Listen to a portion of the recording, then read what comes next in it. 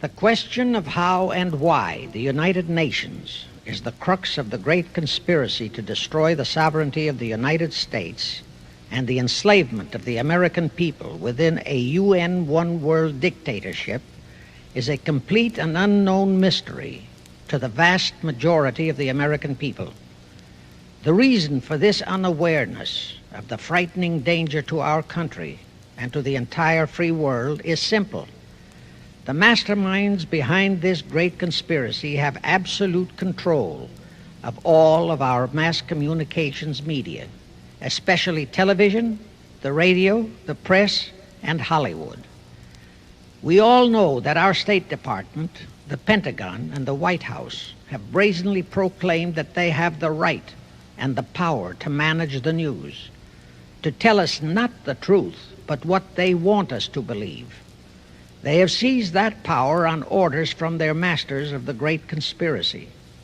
And the objective is to brainwash the people into accepting the phony peace bait to transform the United States into an enslaved unit of the United Nations one world government.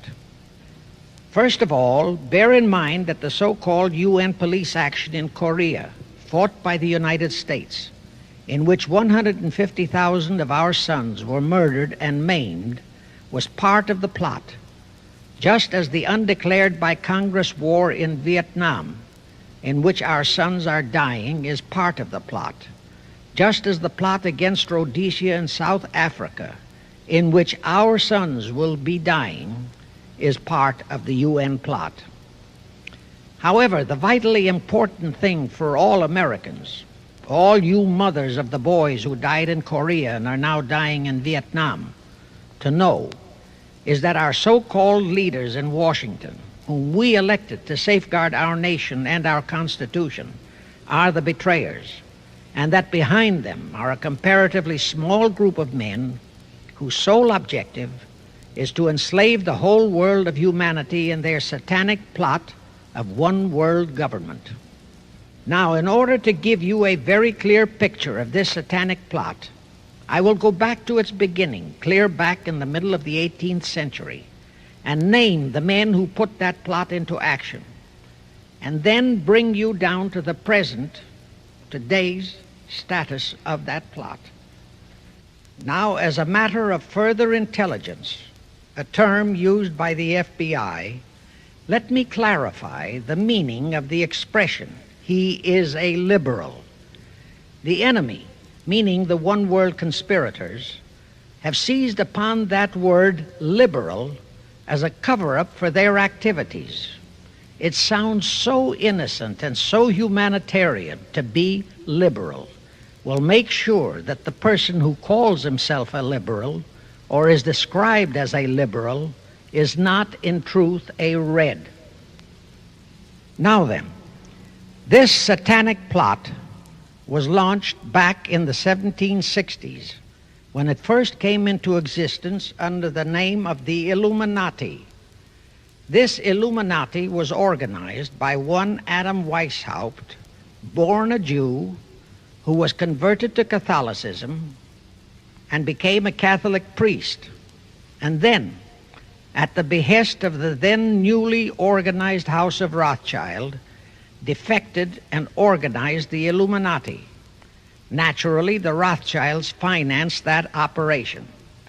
And every war since then, beginning with the French Revolution, has been promoted by the Illuminati, operating under various names and guises. I say under various names and guises because after the Illuminati was exposed and became too notorious, Weishaupt and his co-conspirators began to operate under various other names. In the United States, immediately after World War I, they set up what they called the Council on Foreign Relations, commonly referred to as the CFR. And this CFR is actually the Illuminati in the United States. And its hierarchy, the masterminds in control of the CFR, to a very great extent are the descendants of the original Illuminati conspirators. But to conceal that fact, Most of them changed their original family names to American-sounding names. For example, the true name of the Dillons, Clarence and Douglas Dillon, once Secretary of the U.S. Treasury Department, is Lepowski. I'll come back to all this later. There is a similar establishment of the Illuminati in England, operating under the name of the British Institute of International Affairs. There are similar secret Illuminati organizations in France, Germany, and other nations operating under different names. And all these organizations, including the CFR, continuously set up numerous subsidiary or front organizations that are infiltrated into every phase of the various nations' affairs. But at all times, the operations of these organizations were and are masterminded and controlled by the internationalist bankers, who in turn were and are controlled by the Rothschilds. The details of how they accomplished the setting up of the CFR in the United States, as also in the other nations, are far too voluminous to be described in this dissertation. But you can find it complete in News Bulletin number 122, entitled UN is Spawn of the Illuminati, and News Bulletin number 123, entitled CFR Completely Unmasked as Illuminati. Both are published by the Cinema Educational Guild, Post Office Box 46205, Hollywood, California. You can get them for 50 cents per copy by writing to that address. Those news bulletins reveal the names of the original founders of the Illuminati and the Americanized names of their descendants in the present CFR. Now I'll go back to the activities of the original Illuminati conspirators. As revealed in News Bulletin number 122, one branch of the Rothschild family had financed Napoleon. Another branch of the Rothschilds, both branches the real masterminds of the Illuminati, financed Britain, Germany, and the other nations in the Napoleonic Wars. Immediately after the Napoleonic Wars, the Illuminati assumed that all the nations were so destitute and so weary of wars that they'd be glad for any solution. So the Rothschild stooges set up what they called the Congress in Vienna, and at that meeting they tried to create the first League of Nations, their first attempted one world government, on the theory that all the crowned heads of the European governments were so deeply in debt to them that they would willingly or unwillingly serve as their stooges. But the Tsar of Russia caught the stench of the plot and completely torpedoed it. The enraged Nathan Rothschild, then the head of that dynasty, vowed that someday he or his descendants would destroy the Tsar and his entire family. And his descendants did accomplish that very threat in 1917. At this point, bear in mind that the Illuminati was not set up to operate on a short-range basis. Normally, a conspirator of any type enters into a conspiracy with the expectation of achieving his objective during his own lifetime. But that was not the case with the Illuminati. True, they hoped to accomplish their objective during their lifetime. But, paraphrasing The Show Must Go On, the Illuminati operates on the very long-range basis. Whether it will take scores of years or even centuries, they have dedicated their descendants to keep the plot boiling until they hope the conspiracy is achieved. Now let's go back to the birth of the Illuminati. Adam Weishaupt was a Jesuit-trained professor of canon law, teaching in Ingolstadt University when he defected from Christianity to embrace the Luciferian conspiracy. It was in 1770 that the professional moneylenders, the then recently organized House of Rothschild, retained him to revise and modernize the age-old protocols of Zionism, which from the outset was designed to give the synagogue of Satan, so named by Jesus Christ, ultimate world domination, so they could impose the Luciferian ideology upon what would remain of the human race after the final social cataclysm by use of satanic despotism. Weishaupt completed his task May 1st, 1776. Now you know why May 1 is the great day with all communist nations to this very day. That was the day, May 1, 1776, that Weishaupt completed his plan and officially organized the Illuminati to put the plan into execution. That plan required the destruction of all existing governments and religions.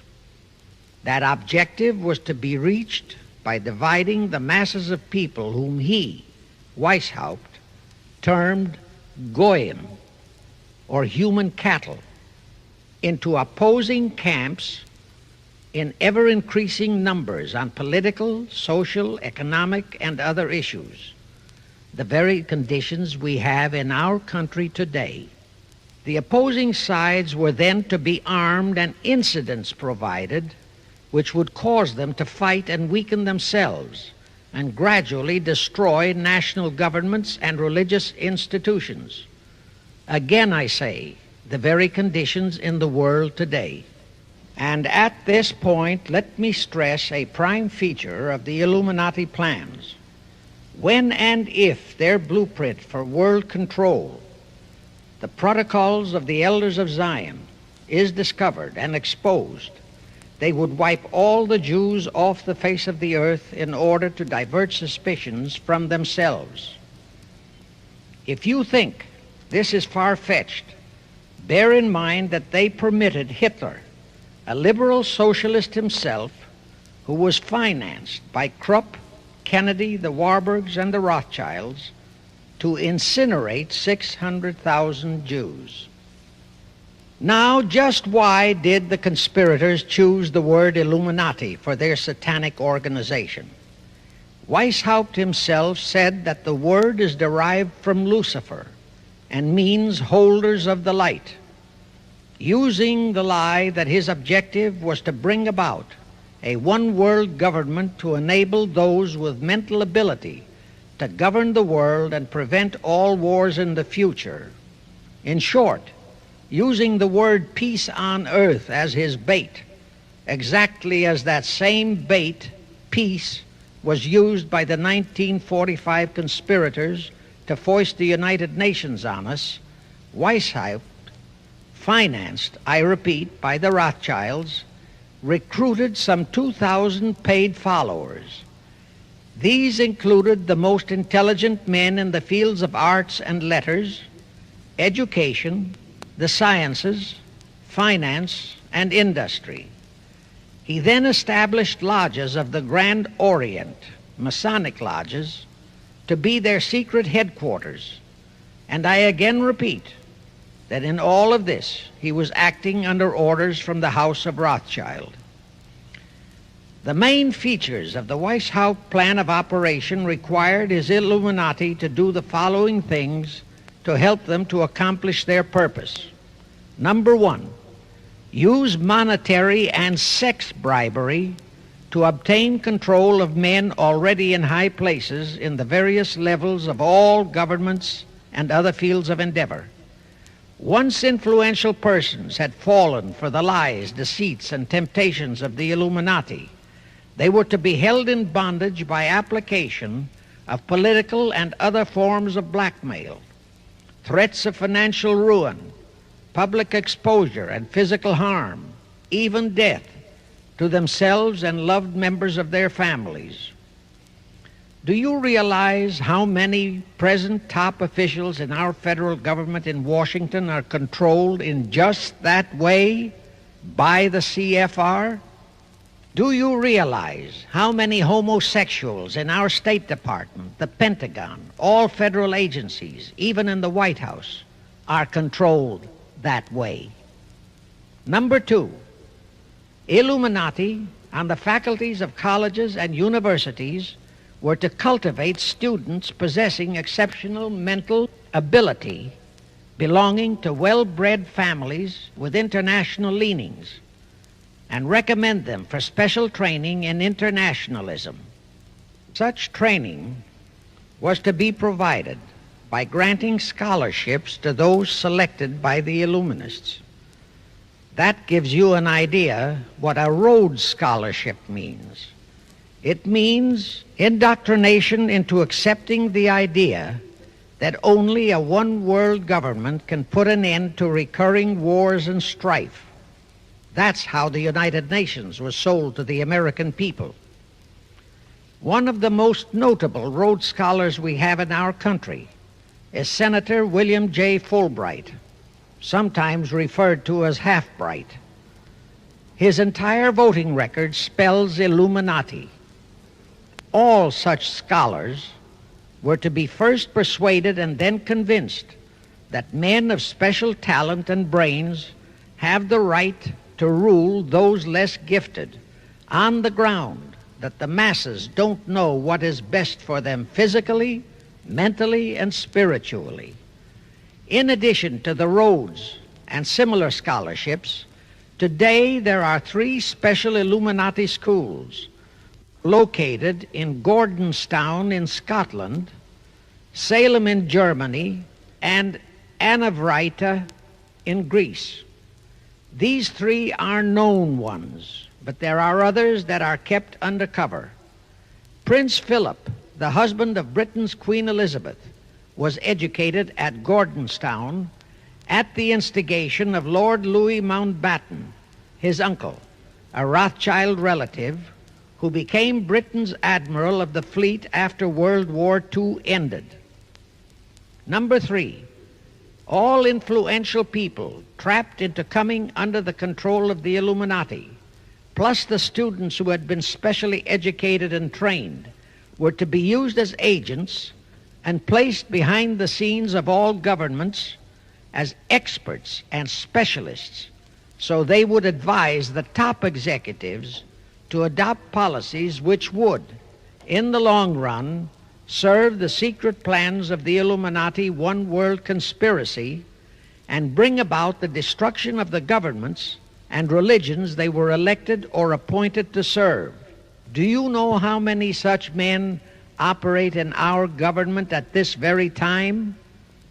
Rusk, McNamara, Hubert Humphrey, Fulbright, Kuchel, and go on and on and on. Number 4, perhaps the most vital directive in Weishaupt's plan was to obtain absolute control of the press, at that time the only mass communications media, to distribute information to the public, so that all news and information could be slanted, so that the masses could be convinced that a one-world government is the only solution to our many and varied problems. Now do you know who owns and controls our mass communications media? I'll tell you, practically all the movie lots in Hollywood is owned by the Lehmans, Kuhn Loeb and Company, Goldman Sachs, and other internationalist bankers. All the national radio and TV channels in the nation are owned and controlled by those same internationalist bankers. The same is true of every chain of metropolitan newspapers and magazines, also of the press wire services, such as Associated Press, United Press International, etc. The supposed heads of all those media are merely the fronts for the internationalist bankers, who in turn compose the hierarchy of the CFR, today's Illuminati in America. Now can you understand why the Pentagon's press agent Sylvester so brazenly proclaimed that the government has the right to lie to the people? What he really meant was that our CFR-controlled government had the power to lie to and be believed by the brainwashed American people.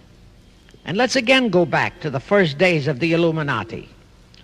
Because Britain and France were the 2 greatest world powers in the late years of the 18th century, Weishaupt ordered the Illuminati to foment the colonial wars, including our Revolutionary War, to weaken the British Empire and organize the French Revolution to destroy the French Empire.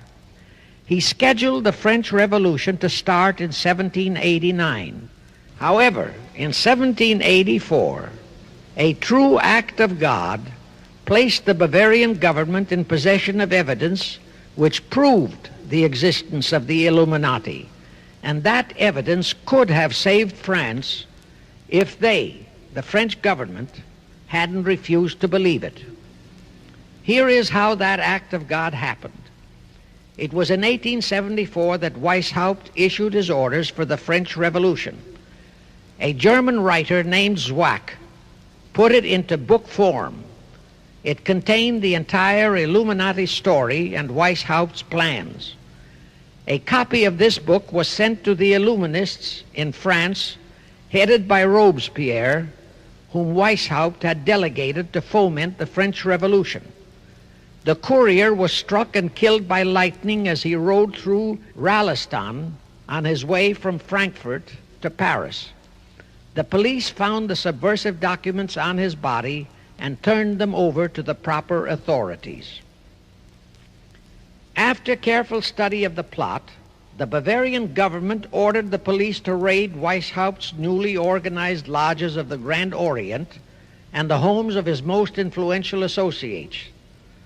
All additional evidence thus discovered convinced the authorities the documents were genuine copies of the conspiracy by which the Illuminati planned to use wars and revolutions to bring about the establishment of a one-world government, the powers of which they, headed by the Rothschilds, intended to usurp as soon as it was established, exactly in line with the United Nations plot of today. In 1785, the Bavarian government outlawed the Illuminati and closed the lodges of the Grand Orient. In 1786, they published all the details of the conspiracy. The English title of that publication is The Original Writings of the Order and Sect of the Illuminati. Copies of the entire conspiracy were sent to all the heads of church and state in Europe. But the power of the Illuminati, which was actually the power of the Rothschilds, was so great that this warning was ignored. Nevertheless, Illuminati became a dirty word, and it went underground. At the same time, Weishaupt ordered Illuminists to infiltrate into the lodges of Blue Masonry and form their own secret societies within all secret societies. Only Masons who proved themselves internationalists and those whose conduct proved they had defected from God were initiated into the Illuminati. Thenceforth, the conspirators donned the cloak of philanthropy and humanitarianism to conceal their revolutionary and subversive activities. In order to infiltrate into Masonic lodges in Britain, Weishaupt invited John Robison over to Europe. Robison was a high-degree Mason in the Scottish Rite. He was a professor of natural philosophy at Edinburgh University and secretary of the Royal Society of Edinburgh. Robison did not fall for the lie that the objective of the Illuminati was to create a benevolent dictatorship, but he kept his reactions to himself so well that he was entrusted with a copy of Weishaupt's revised conspiracy for study and safekeeping. Anyway, because the heads of state and church in France were deluded into ignoring the warnings given them, the revolution broke out in 1789 as scheduled by Weishaupt. In order to alert other governments to their danger, in 1798 Robison published a book entitled Proof of a Conspiracy to Destroy All Governments and Religions. But his warnings were ignored, exactly as our American people have been ignoring all warnings about the United Nations and the Council on Foreign Relations, the CFR. Now here is something that will stun and very likely outrage many who hear this, but there is documentary proof that our own Thomas Jefferson and Alexander Hamilton became students of Weishaupt's. Jefferson was one of Weishaupt's strongest defenders when he was outlawed by his government. And it was Jefferson who infiltrated the Illuminati into the then newly organized lodges of the Scottish Rite in New England. Here is the proof. In 1789, John Robeson warned all Masonic leaders in America that the Illuminati had infiltrated into their lodges. And on July 19, 1789, David Papin, president of Harvard University, issued the same warning to the graduating class and lectured them on the influence Illuminism was acquiring on American politics and religion. And to top it off, John Quincy Adams, who had organized the New England Masonic lodges, issued his warnings. He wrote 3 letters to Colonel William L. Stone, a top Mason, in which he exposed how Jefferson was using Masonic lodges for subversive, Illuministic purposes. Those 3 letters are at this very time in Rittenberg Square Library in Philadelphia. In short, Jefferson, founder of the Democratic Party, was a member of the Illuminati, which at least partly accounts for the condition of the party at this time. And through infiltrations of the Republican Party, we have exactly nothing of loyal Americanism today. That disastrous rebuff at the Congress at Vienna, created by the Tsar of Russia, did not by any means destroy the Illuminati conspiracy. It merely forced them to adopt a new strategy. Realizing that the one world idea was, for the moment, killed, the Rothschilds decided that to keep the plot alive, they'd have to do it by heightening their control of the money systems of the European nations. Earlier, by a ruse, the outcome of the Battle of Waterloo had been falsified. Rothschild had spread a story that Napoleon had won that battle. That had precipitated a terrific panic on the stock market in England. All stocks had plummeted down to practically zero, and Nathan Rothschild bought all the stocks for virtually a penny on its dollar values. That gave him complete control of the economy of Britain and virtually of all Europe.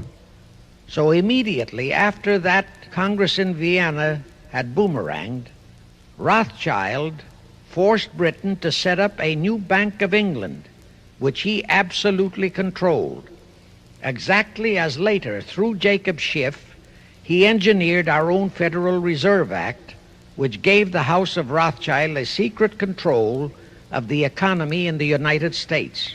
But now for a moment, let's dwell on the activities of the Illuminati in the United States. In 1826, one Captain William Morgan decided it was his duty to inform all Masons and the general public what the full truth was regarding the Illuminati, their secret plans and intended objectives. Also reveal the identities of the masterminds of the conspiracy. The Illuminati promptly tried Morgan in absentia and convicted him of treason. They ordered one Richard Howard, an English Illuminist, to carry out their sentence of execution as a traitor. Morgan was warned and he tried to escape to Canada, but Howard caught up with him near the border, near the Niagara Gorge to be exact, where he murdered him. This was verified in a sworn statement made in New York by one Avery Allen to the effect that he heard Howard render his report of the execution to a meeting of Knights Templars in St. John's Hall, New York. He also told how arrangements had been made to ship Howard back to England. That Allen affidavit is on record in New York City archives. Very few Masons and very few of the general public know that general disapproval over that incident of murder caused approximately half of all the Masons in the northern jurisdiction of the United States to secede. copies of the minutes of the meeting held to discuss that matter are still in existence in safe hands, and that all that secrecy emphasizes the power of the masterminds of the Illuminati to prevent such terrible events of history from being taught in our schools. In the early 1850s, the Illuminati held a secret meeting in New York, which was addressed by a British Illuminist named Wright. Those in attendance were told that the Illuminati was organizing to unite the nihilist and atheist groups with all other subversive groups into an international to be known as communists. That was when the word communist first came into being, and it was intended to be the supreme weapon and scare word to terrify the whole world and drive the terrorized peoples into the Illuminati one world scheme. This scheme, communism, was to be used to enable the Illuminati to foment future wars and revolutions.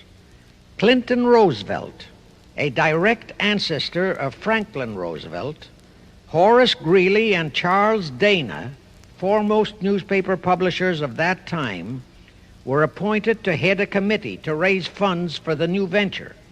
Of course, most of the funds were provided by the Rothschilds. And this fund was used to finance Karl Marx and Engels when they wrote Das Kapital and the Communist Manifesto in Soho, England. And this clearly reveals that communism is not a so-called ideology, but a secret weapon, a bogeyman word to serve the purpose of the Illuminati. Weishaupt died in 1830. But prior to his death, he prepared a revised version of the age-old conspiracy, the Illuminati, which, under various aliases, was to organize, finance, direct, and control all international organizations and groups by working their agents into executive positions at the top. In the United States, we have Woodrow Wilson, Franklin Roosevelt, Jack Kennedy, Johnson, Rusk, McNamara, Fulbright, etc., as prime examples. In addition, while Karl Marx was writing the Communist Manifesto under the direction of one group of Illuminists, Professor Karl Ritter of Frankfurt University was writing the antithesis under direction of another group. The idea was that those who direct the overall conspiracy could use the differences in those two so-called ideologies to enable them to divide larger and larger members of the human race into opposing camps so that they could be armed and then brainwashed into fighting and destroying each other, and particularly to destroy all political and religious institutions. The work Ritter started was continued after his death and completed by the German so-called philosopher Friedrich Wilhelm Nietzsche, who founded Nietzscheism. This Nietzscheism was later developed into fascism and then into Nazism and was used to foment World Wars I and II. In 1834, the Italian revolutionary leader Giuseppe Mazzini was selected by the Illuminati to direct their revolutionary program throughout the world. He served in that capacity until he died in 1872. But some years before he died, Mazzini had enticed an American general named Albert Pike into the Illuminati. Pike was fascinated by the idea of a one-world government, and ultimately he became the head of this Luciferian conspiracy. Between 1859 and 1871, he, Pike, worked out a military blueprint for 3 world wars and various revolutions throughout the world, which he considered would forward the conspiracy to its final stage in the 20th century. Again, I remind that these conspirators were never concerned with immediate success. They always operated on a long-range view. Pike did most of his work in his home in Little Rock, Arkansas. But a few years later, when the Illuminati's lodges of the Grand Orient became suspect and repudiated because of Mazzini's revolutionary activities in Europe, Pike organized what he called the New and Reformed Palladian Rite. He set up 3 supreme councils, one in Charleston, South Carolina, one in Rome, Italy, and the third in Berlin, Germany. He had Mazzini establish 23 subordinate councils in strategic locations throughout the world. These have been the secret headquarters of the world revolutionary movement ever since. Long before Marconi invented radio, the scientists in the Illuminati had found the means for Pike and the heads of his councils to communicate secretly. It was the discovery of that secret that enabled intelligence officers to understand how apparently unrelated incidents, one such as the assassination of an Austrian prince at Sarajevo, took place simultaneously throughout the world, which developed into a war or a revolution. Pike's plan was as simple as it has proved effective. It called for communism, Nazism, political Zionism, and other international movements be organized and used to foment 3 global world wars and at least 2 major revolutions. The First World War was to be fought so as to enable the Illuminati to destroy Tsarism in Russia, as vowed by Rothschild after the Tsar had torpedoed his scheme at the Congress in Vienna, and to transform Russia into a stronghold of atheistic communism. The differences stirred up by agents of the Illuminati between the British and German empires were to be used to foment this war.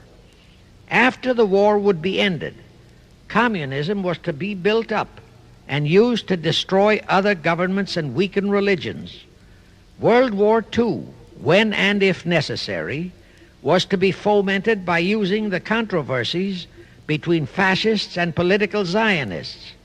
And here let it be noted that Hitler was financed by Krupp, the Warburgs, the Rothschilds, and other internationalist bankers, and that the slaughter of the supposed 600,000 Jews by Hitler didn't bother the Jewish internationalist bankers at all.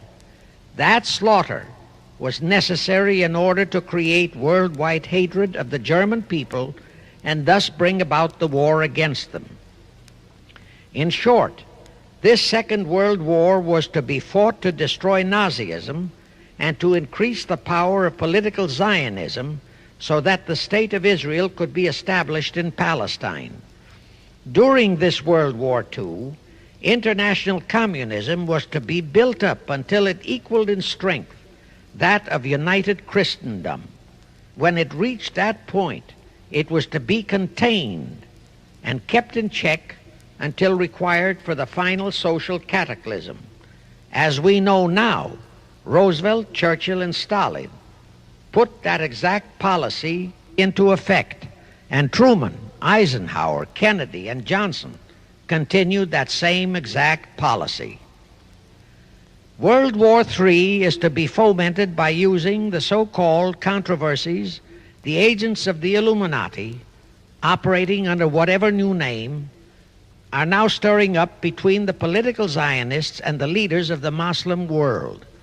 That war is to be directed in such a manner that all of Islam and political Zionism, Israel, will destroy each other, while at the same time the remaining nations, once more divided on this issue, will be forced to fight themselves into a state of complete exhaustion, physically, mentally, spiritually, and economically.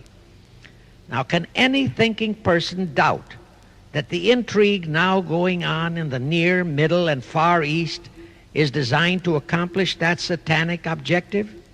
Pike himself foretold all this in a statement he made to Mazzini on August 15, 1871. Pike stated that after World War III is ended, those who will inspire to undisputed world domination will provoke the greatest social cataclysm the world has ever known. Quoting his own words, taken from the letter he wrote to Mazzini, and which letter is now catalogued in the British Museum in London, England, he said, "We shall unleash the nihilists and the atheists, and we shall provoke a great social cataclysm which in all its horror will show clearly to all nations the effect of absolute atheism, the origin of savagery and of most bloody turmoil. Then everywhere the people, forced to defend themselves against the world minority of revolutionaries, will exterminate those destroyers of civilization, and the multitudes disillusioned with Christianity, whose deistic spirits will be from that moment on without direction and leadership, and anxious for an ideal but without knowledge where to send its adoration, will receive the true light through the universal manifestation of the pure doctrine of Lucifer, brought finally out into public view, a manifestation which will result from a general reactionary movement which will follow the destruction of Christianity and atheism, both conquered and exterminated at the same time." When Mazzini died in 1872, Pike made another Italian revolutionary leader named Adrian Lemmy his successor. Lemmy, in turn, was succeeded by Lenin and Trotsky, then by Stalin. The revolutionary activities of all those men were financed by British, French, German, and American international bankers, all of them dominated by the House of Rothschild. We are supposed to believe that the international bankers of today, like the money changers of Christ's day, are only the tools or agents of the great conspiracy, but actually they are the masterminds behind all of it. While the general public has been brainwashed by all the mass communications media into believing that communism is a movement of the so-called workers, the actual fact is that both British and American intelligence officers have authentic documentary evidence that international liberals operating through their international banking houses, particularly the House of Rothschild, have financed both sides in every war and revolution since 1776. Those who today comprise the conspiracy, the CFR in the United States, direct our governments, whom they hold in usury through such methods as the Federal Reserve System in America, to fight wars such as Vietnam, created by the United Nations, so as to further Pike's Illuminati plans to bring the world to that stage of the conspiracy when atheistic communism and the whole of Christianity can be forced into an all-out Third World War within each remaining nation, as well as on an international scale.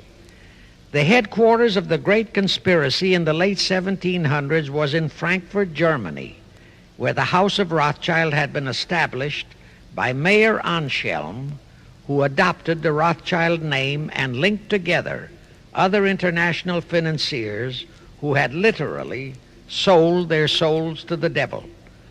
After the Bavarian government's exposure in 1786, the conspirators moved their headquarters to Switzerland, then to London. Since World War II, after Jacob Schiff, the Rothschilds' boy in America, died, the headquarters of the American branch has been in the Harold Pratt Building, New York, and the Rockefellers, originally protégés of Schiff, have taken over the manipulation of finances in America for the Illuminati. In the final phases of the conspiracy, the one world government will consist of the king dictator, head of the United Nations, the CFR, and a few billionaires, economists, and scientists who have proved their devotion to the great conspiracy. All others are to be integrated into a vast conglomeration of mongrelized humanity, actually slaves. Now let me show you how our federal government and the American people have been sucked into the one world takeover plot of the Illuminati great conspiracy. And always bear in mind that the United Nations was created to become the housing for that one world so-called liberal conspiracy. The real foundations of the plot for the takeover of the United States were laid during the period of our Civil War. Not that Weishaupt and the earlier masterminds had ever overlooked the New World. As I have previously indicated, Weishaupt had his agents planted over here as far back as the Revolutionary War. But George Washington was more than a match for them. It was during the Civil War that the conspirators launched their first concrete efforts. We know that Judah Benjamin, chief advisor of Jefferson Davis, was a Rothschild agent. We also know that there were Rothschild agents planted in Abraham Lincoln's cabinet who tried to sell him into a financial dealing with the House of Rothschild. But old Abe saw through the scheme and bluntly rejected it, thereby incurring the undying enmity of the Rothschilds, exactly as the Russian Tsar did when he torpedoed their first League of Nations at the Congress in Vienna. Investigation of the assassination of Lincoln revealed that the assassin, Booth, was a member of a secret conspiratorial group. Because there were a number of highly important government officials involved, the name of the group was never revealed, and it became a mystery, exactly as the assassination of Jack Kennedy still is a mystery. But I am sure it will not for long remain a mystery. Anyway, the ending of the Civil War destroyed, temporarily, all chances of the House of Rothschild to get a clutch on our money system, such as they had acquired in Britain and other nations in Europe. I say temporarily because the Rothschilds and the masterminds of the conspiracy never quit. So they had to start from scratch, but they lost no time in getting started. Shortly after the Civil War, a young immigrant who called himself Jacob H. Schiff arrived in New York. Jacob was a young man with a mission for the House of Rothschild. Jacob was the son of a rabbi, born in one of Rothschild's houses in Frankfurt, Germany. I won't go deeply into his background. The important point is that Rothschild recognized in him not only a potential money wizard, but more important, he also saw the latent Machiavellian qualities in Jacob that could, as it did, make him an invaluable functionary in the great one-world conspiracy. After a comparatively brief training period in the Rothschilds' London bank, Jacob left for America with instructions to buy into a banking house, which was to be the springboard to acquire control of the money system of the United States. Actually, Jacob came here to carry out 4 specific assignments. Number 1, and most important, was to acquire control of America's money system. Number 2, find desirable men who, for a price, would be willing to serve as stooges for the great conspiracy and promote them into high places in our federal government, our Congress, in the U.S. Supreme Court, and all federal agencies. Number 3, create minority group strife throughout the nations, particularly between whites and blacks. Number 4, create a movement to destroy religion in the United States, but Christianity to be the chief target. Earlier, I stated that Jacob Schiff came to America with orders by Rothschild to carry out 4 specific directives. The first and most important one was to get control of the United States money system. Let's trace Schiff's step to accomplish that directive. As a first step, he had to buy into a banking house, but it had to be the kind of a house that he could absolutely control and mold for that primary objective of entrapping our U.S. money system. After carefully scouting around, Jacob bought a partnership in a firm that called itself Kuhn and Loeb. Like Schiff, Kuhn and Loeb were immigrants from German Jewish ghettos. They came to the United States in the mid-1840s. Both started their business careers as itinerant pack peddlers. In the early 1850s, they pooled their interests and set up a merchandising store in Lafayette, Indiana, under the firm name of Kuhn and Loeb, servicing the covered wagon settlers on their way west. In the years that followed, they set up similar stores in Cincinnati and St. Louis. Then they added pawnbroking to their merchandising pursuits. From that to money lending was a short and quick step. By the time Schiff arrived on the scene, Kuhn and Loeb was a well-known private banking firm, and this is the firm Jacob bought into. Shortly after he became a partner in Kuhn and Loeb, Schiff married Loeb's daughter, Teresa. Then he bought out Kuhn's interests and moved the firm to New York, and Kuhn and Loeb became Kuhn, Loeb and Company, international bankers, with Jacob Schiff, agent of the Rothschilds, ostensibly the sole owner. And throughout his career, this blend of Judas and Machiavelli, the first hierarch of the Illuminati, great conspiracy in America, posed as a generous philanthropist and a man of great holiness, the cover-up policy set forth by the Illuminati. As I have stated, the first great step of the conspiracy was to be the entrapment of our money system. To achieve that objective, Schiff had to get full cooperation of the then big banker elements in America, and that was easier said than done. Even in those years, Wall Street was the heart of the American money mart, and J.P. Morgan was its dictator. Next in line were the Drexels and the Biddles in Philadelphia. All the other financiers, big and little, danced to the music of those three houses, but particularly to that of Morgan. All of those three were proud, haughty, arrogant potentates. For the first few years, they viewed the little bewhiskered man from the German ghettos with utter contempt. But Jacob knew how to overcome that. He threw a few Rothschild bones to them, said bones being distribution in America of desirable European stock and bond issues. Then he discovered he had a still more potent weapon in his hands in the following. It was in the decades following our Civil War that our industries began to burgeon. We had great railroads to build. The oil, mining, steel, textile industries were bursting out of their swaddling clothes. All that called for vast financing. Much of that financing had to come from abroad. That meant the House of Rothschild, and that was when Schiff came into his own. He played a very crafty game.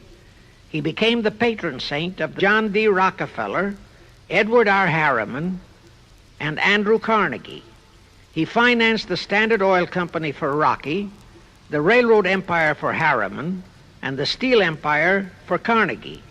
But instead of hogging all the other industries for Kuhn, Loeb and Company, he opened the doors of the House of Rothschild to Morgan, Biddle, and Drexel. In turn, Rothschild arranged the setting up of London, Paris, European, and other branches for those three, but always in partnerships with Rothschild subordinates. And Rothschild made it very clear to all those men that Schiff was to be the boss in New York.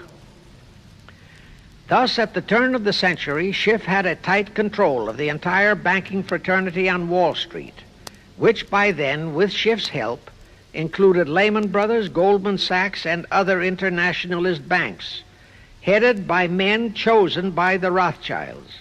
In short, that meant control of the nation's money powers, and he was then ready for the giant step, the entrapment of our national money system.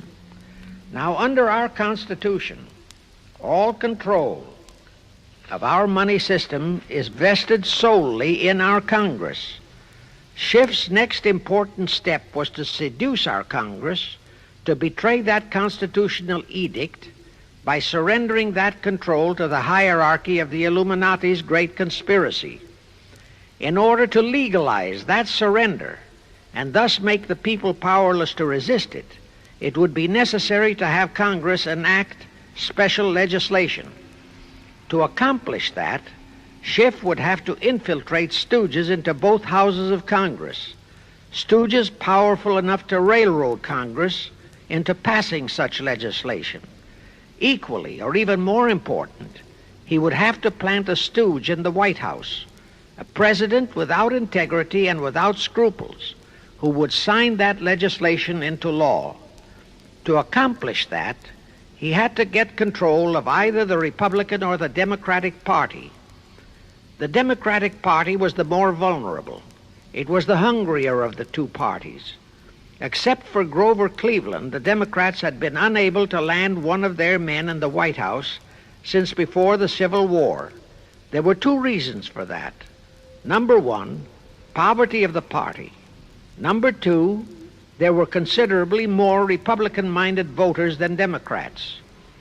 The poverty matter was not a great problem, but the voter problem was a different story.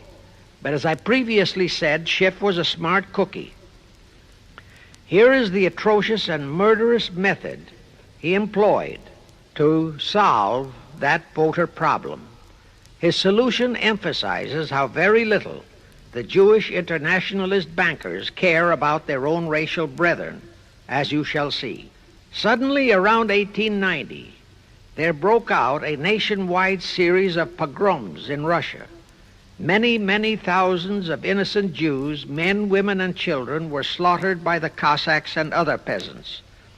Similar pogroms with similar slaughter of innocent Jews broke out in Poland, Romania, and Bulgaria. All those pogroms were fomented by Rothschild agents. As a result, Jewish terrified refugees from all those nations swarmed into the United States, and that continued throughout the next 2 or 3 decades because the pogroms were continuous through all those years. All those refugees were aided by self-styled humanitarian committees set up by Schiff, the Rothschilds, and all the Rothschild affiliates. In the main, the refugees streamed into New York, but the Schiff-Rothschild humanitarian committees found ways to shuffle many of them into other large cities, such as Chicago, Boston, Philadelphia, Detroit, Los Angeles, etc. All of them were quickly transformed into naturalized citizens and educated to register as Democrats. Thus, all of that so-called minority group became solid Democratic voter blocs in their communities, all controlled and maneuvered by their so-called benefactors. And shortly after the turn of the century, they became vital factors in the political life of our nation. That was one of the methods Schiff employed to plant men like Nelson Aldrich in our Senate and Woodrow Wilson in the White House. At this point, let me remind you of another of the important jobs that was assigned to Schiff when he was dispatched to America. I refer to the job of destroying the unity of the American people by creating minority group and racial strife. By the pogrom-driven Jewish refugees into America, Schiff was creating one ready-made minority group for that purpose. But the Jewish people as a whole, made fearful by the pogroms, could not be depended upon to create the violence necessary to destroy the unity of the American people. But right within America, there was an already made-to-order, although as yet a sleeping minority group, the Negroes, who could be sparked into so-called demonstrations, rioting, looting, murder, and every other type of lawlessness.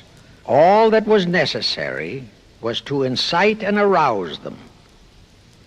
Together, those two minority groups, properly maneuvered, could be used to create exactly the kind of strife in America the Illuminati would need to accomplish their objective. Thus, at the same time that Schiff and his co-conspirators were laying their plans for the entrapment of our money system, they were also perfecting plans to hit the unsuspecting American people with an explosive and terrifying racial upheaval that would tear the people into hate fractions and create chaos throughout the nation, especially on all college and university campuses. all protected by Earl Warren decisions and our so-called leaders in Washington. Of course, perfecting those plans required time and infinitely patient organizing. Now, to remove all doubts, I'll take a few moments to give you documentary proof of this racial strife plot. First of all, they had to create leaderships and organizations to draw in millions of dupes, both Jewish and Negroes, who would do the demonstrating and commit the rioting, looting, and lawlessness. So in 1909, Schiff, the Laymans, and other conspirators organized and set up the National Association for the Advancement of the Colored People, known as the NAACP. The presidents, directors, and legal counsels of the NAACP were always white men, Jews appointed by Schiff. And this is the case to this very day. Then, in 1913, the Schiff Group organized the Anti-Defamation League of the B'nai B'rith, commonly known as the ADL, to serve as the Gestapo and hatchet man outfit for the entire great conspiracy. Today, this sinister ADL maintains over 2,000 agencies in all parts of the country, and they advise and completely control every action of the NAACP, core of the Urban League, of all the other so-called Negro civil rights organizations throughout the nation, including such leaders as Martin Lucifer King, Stokely Carmichael, Bayard Rustin, and others of that ilk. In addition, the ADL acquired absolute control of the advertising budgets of many department stores, hotel chains, and TV and radio industrialist sponsors, also advertising agencies, in order to control practically all the mass communications media and force every loyal newspaper to slant and falsify the news, and to further incite and at the same time create sympathy for the lawlessness and violence of the Negro mobs. Here is documentary proof of the beginning of their deliberate plot to foment the Negroes into all their lawlessness. Around 1910, one Israel Zangwill wrote a play entitled The Melting Pot. It was sheer propaganda to incite the Negroes and Jews, because the play purportedly visualized how the American people were discriminating against and persecuting Jews and Negroes. At that time, nobody seemed to realize that it was a propaganda play. It was that cleverly written. The propaganda was well wrapped up in the truly great entertainment in the play, and it was a big Broadway hit. Now, in those years, the legendary Diamond Jim Brady used to throw a banquet at the famous Delmonico restaurant in New York after the opening performance of a popular play. He threw such a party for the cast of The Melting Pot, its author, producer, and chosen Broadway celebrities. By then, I'd already made a personal mark on the Broadway theater and was invited to that party. There I met George Bernard Shaw and a Jewish writer named Israel Cohen. Zangwill, Shaw, and Cohen were the triumvirate who created the Fabian Society in England and had worked closely with a Frankfurt Jew named Mordecai, who had changed his name to Karl Marx. But remember, at that time, both Marxism and communism were just emerging, and nobody paid much attention to either, and nobody suspected the propaganda in the writings of those three really brilliant writers. At that banquet, Israel Cohen told me he was then engaged in writing a book which was to be a follow-up on Zangwill's The Melting Pot. The title of his book was to be A Racial Program for the 20th Century. At that time, I was completely absorbed by my work as a playwright, and significant as that title was, its real objective never dawned on me, nor was I interested in reading the book. But it suddenly hit me with the force of a hydrogen bomb when I received a newspaper clipping of an item published by the Washington, D.C. Evening Star in May 1957. That item was a verbatim reprint of the following excerpt in Israel Cohen's book, A Racial Program for the 20th Century, and it reads, as I quote, "We must realize that our party's most powerful weapon is racial tension. By propounding into the consciousness of the dark races that for centuries they have been oppressed by the whites, we can mold them to the program of the Communist Party. In America, we will aim for subtle victory. While inflaming the Negro minority against the whites, we will instill in the whites a guilt complex for their exploitation of the Negroes. We will aid the Negroes to rise to prominence in every walk of life, in the professions and in the world of sports and entertainment. With this prestige, the Negro will be able to intermarry with the whites and begin a process which will deliver America to our cause." That same excerpt was entered into the Congressional Record of June 7, 1957 by Representative Thomas G. Abernathy. Thus the authenticity of that passage in Cohen's book was fully established. But the one question that remained in my mind was whether it represented the official policy or plot of the Communist Party or just a personal expression of Cohen himself. Hence I sought more proof, and I found it. In an official pamphlet published in 1935 by the New York Communist Party's official Workers' Library Publishers. That pamphlet was entitled, "The Negroes in a Soviet America." It urged the Negroes to rise up, form a Soviet state in the South, and apply for admission to the Soviet Union. It contained a firm pledge that the revolt would be supported by all American Reds and all so-called liberals. On page 38, it promised that a Soviet government would confer greater benefits to Negroes than to whites. And again, this official communist pamphlet pledged that, I quote, "Any act of discrimination or prejudice against a Negro will become a crime under the revolutionary law," unquote. That statement proved that the excerpt in Israel Cohen's book, published in 1913, was an official edict of the Communist Party and directly in line with the Illuminati blueprint for world revolution issued by Weishaupt and later by Albert Pike.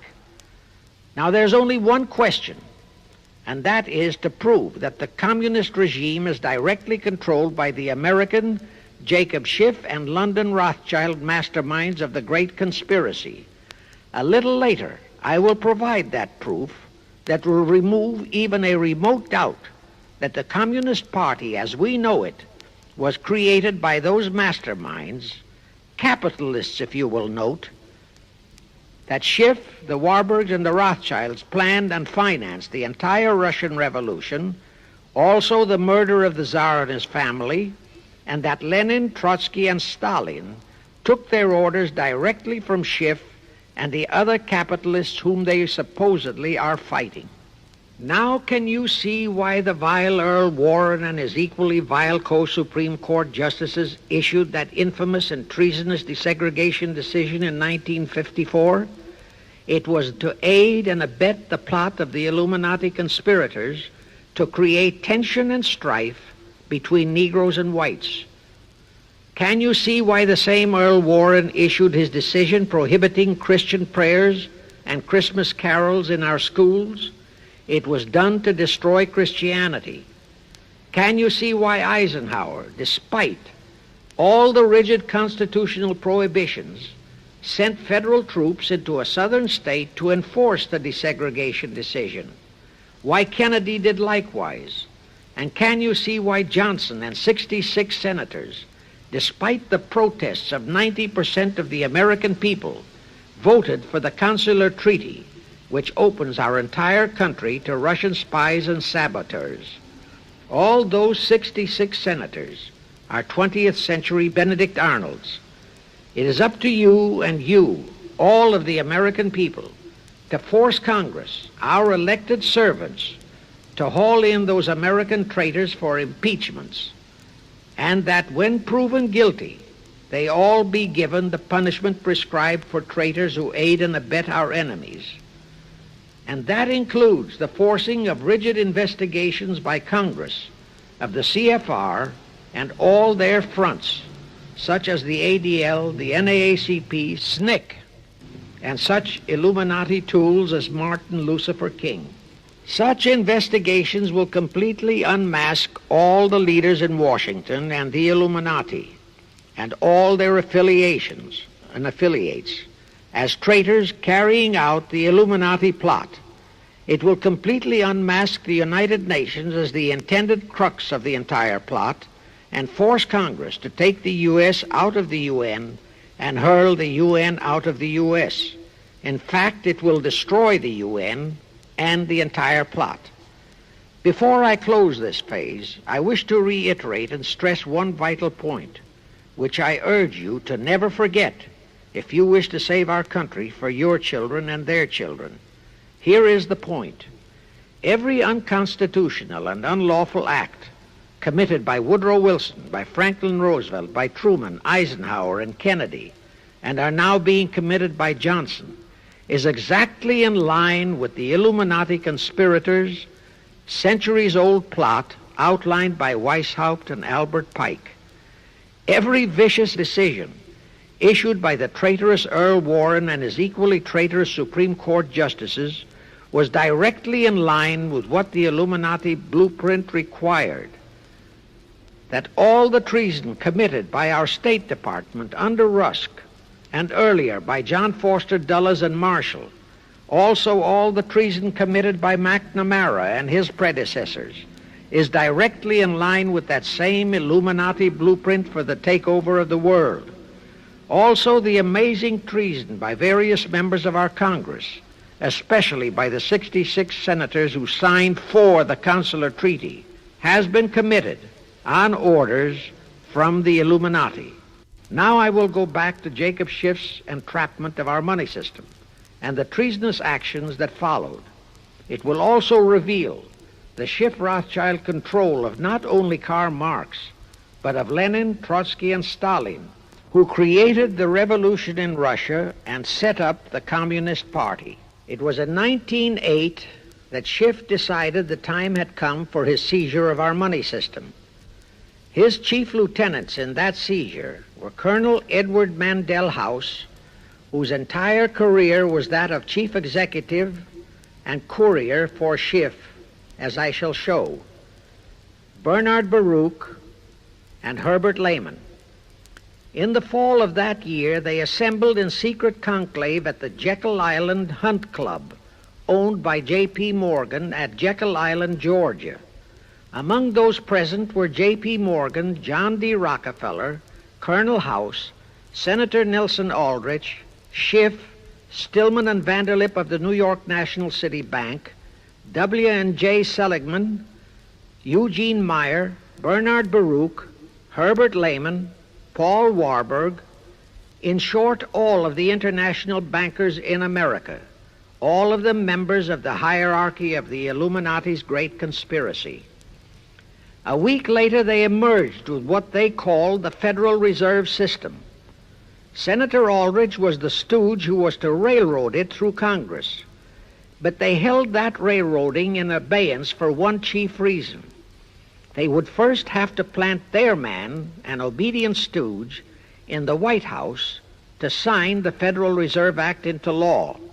They knew that even if the Senate would pass that act unanimously, the then newly elected President Taft would promptly veto it.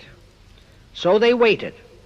In 1912, their man, Woodrow Wilson, was elected to the presidency. Immediately after Wilson was inaugurated, Senator Aldrich railroaded the Federal Reserve Act through both houses of Congress, and Wilson promptly signed it, and the Federal Reserve Act became law. That heinous act of treason was committed in December 23, 1913, 2 days before Christmas, when all the members of Congress, except for several carefully picked representatives and 3 equally carefully picked senators, were away from Washington. How heinously treasonous was that act? I'll tell you. Our founding fathers knew full well the power of money. They knew that whoever had that power held the destiny of our nation in his hands. Therefore, they carefully guarded this power when they set forth in the Constitution that Congress, the elected representatives of the people, alone would have that power.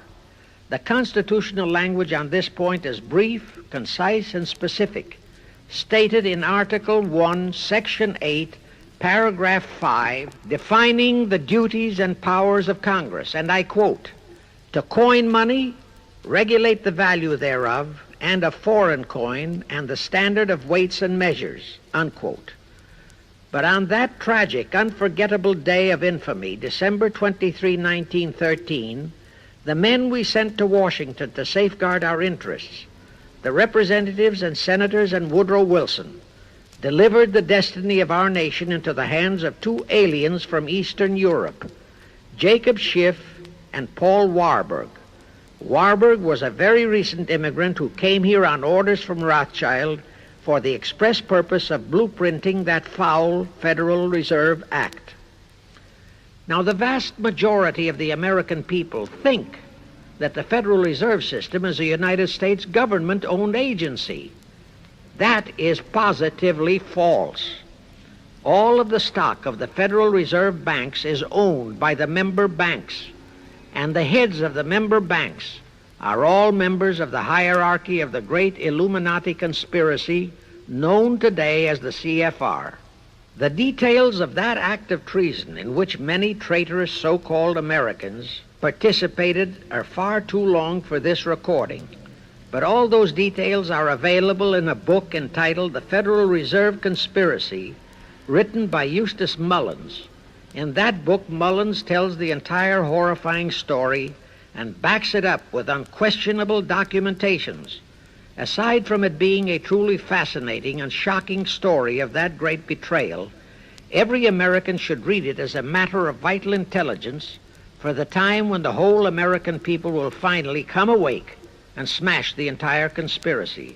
And with God's help, that awakening will surely come. You can get a copy of that book from the publishers, the Christian Educational Association, 530 Chestnut Street, Union, New Jersey.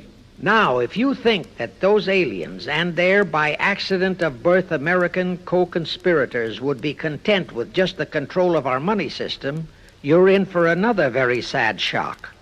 The Federal Reserve System gave the conspirators complete control of our money system, but it in no way touched the earnings of the people, because the Constitution positively forbids what is now known as the 20% withholding tax.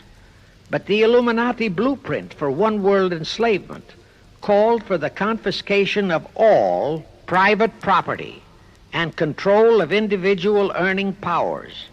This, and Karl Marx stressed that feature in his blueprint, had to be accomplished by a progressive graduated income tax. As I stated, such a tax could not lawfully be imposed upon the American people. It is succinctly and expressly forbidden by our Constitution. Thus, only an amendment to the Constitution could give the federal government such confiscatory powers. Well, that too was not an insurmountable problem for our Machiavellian plotters. The same elected leaders in both houses of Congress and the same Mr. Woodrow Wilson, who signed the infamous Federal Reserve Act into law, amended the Constitution to make the federal income tax, known as the 16th Amendment, a law of the land. Both are illegal under our Constitution.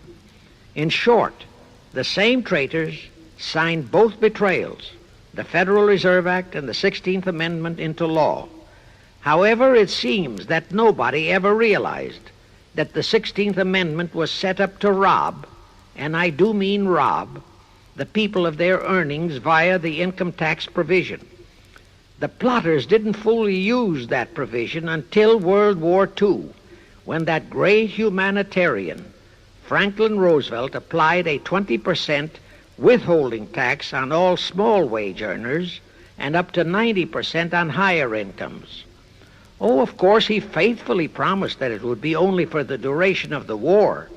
But what was a promise to such a charlatan who in 1940, when he was running for his third term, kept proclaiming, I say again and again and again that I will never send American boys to fight on foreign soil. Remember? He was proclaiming that even as he was already preparing to plunge us into World War II by enticing the Japanese into that sneak attack on Pearl Harbor to furnish him with his excuse. And before I forget, let me remind you that another charlatan named Woodrow Wilson used exactly that same campaign slogan in 1916. His slogan was, "Re-elect the man who will keep your sons out of the war." Exactly the same formula, exactly the same promises. But wait, as Al Jolson used to say, you ain't heard nothing yet.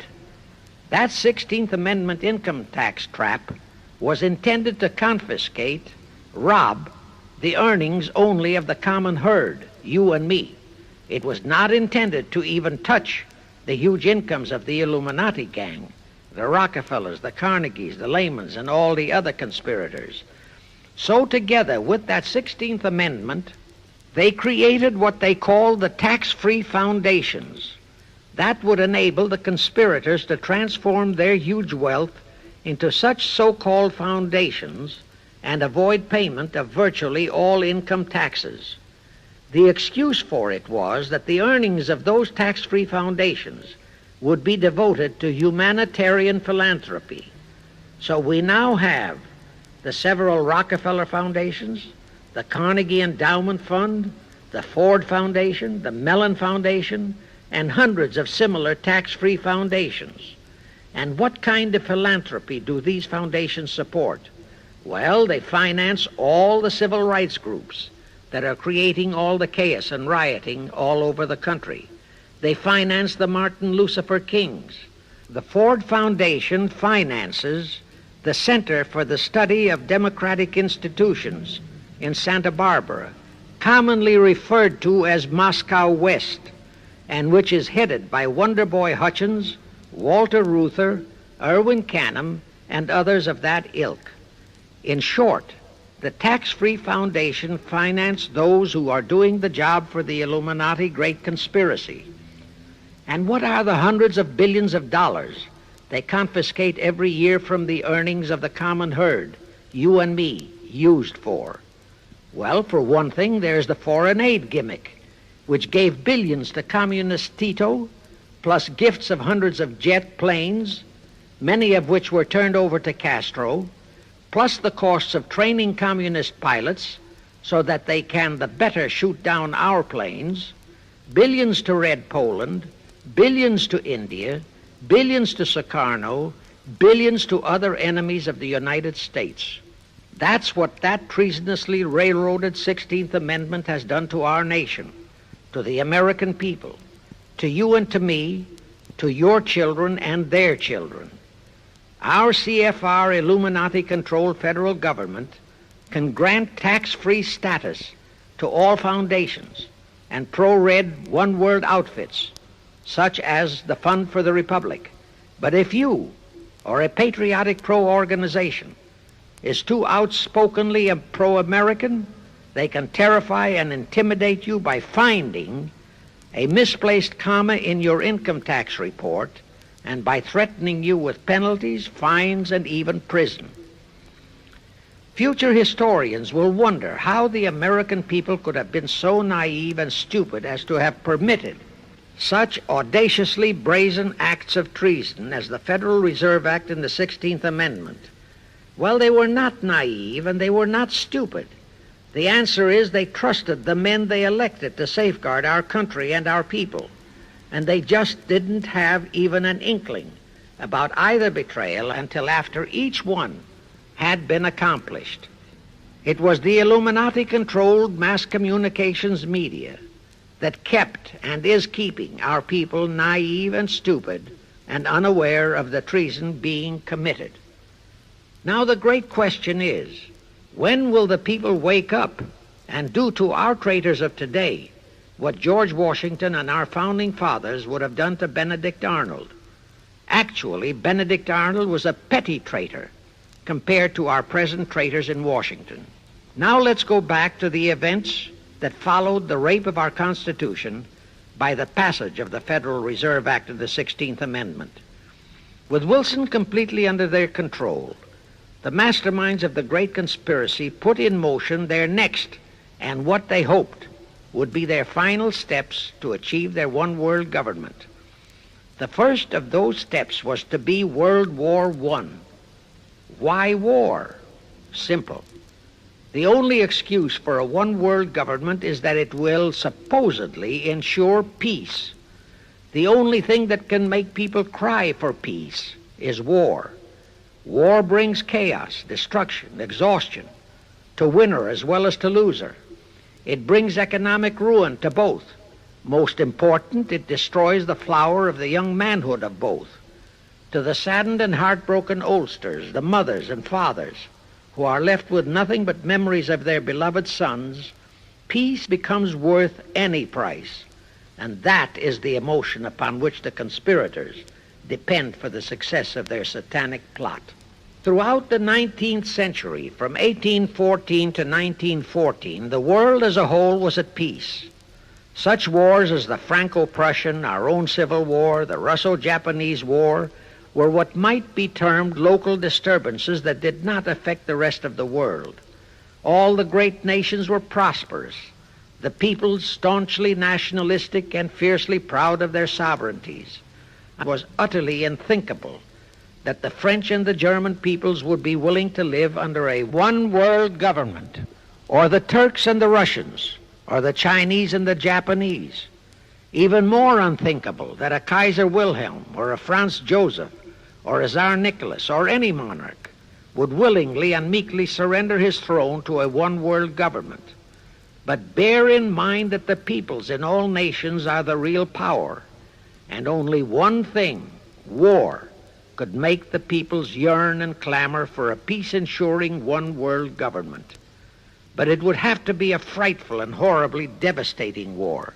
It could not be just a local disturbing war between just two nations. It would have to be a world war. No major nation must be left untouched by the horrors and devastation of such a war. The cry for peace must be made universal. Actually, that was the format set by the Illuminati and Nathan Rothschild at the turn of the 19th century. They first maneuvered all of Europe into the Napoleonic Wars.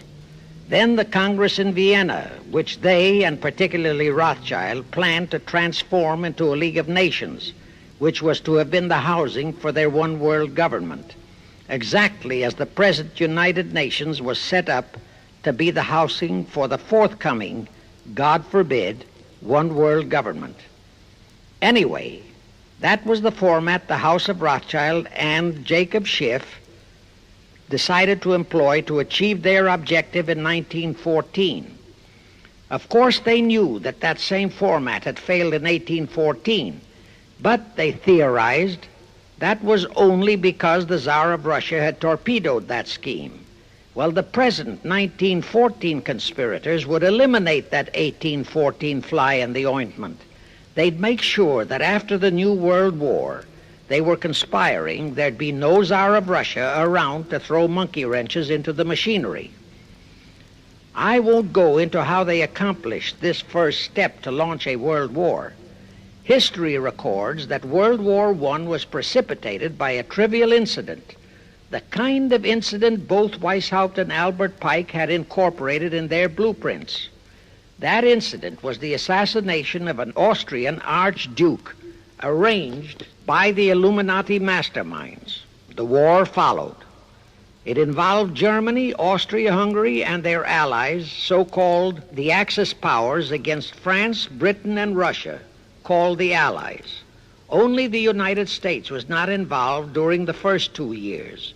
By 1917, the conspirators had achieved their primary objective. All of Europe was in a state of destitution. All the peoples were war-weary and crying for peace. And the outcome, too, was all set. It was to come as soon as the United States would be hurled in on the side of the Allies. And that was all set to happen immediately after Wilson's re-election.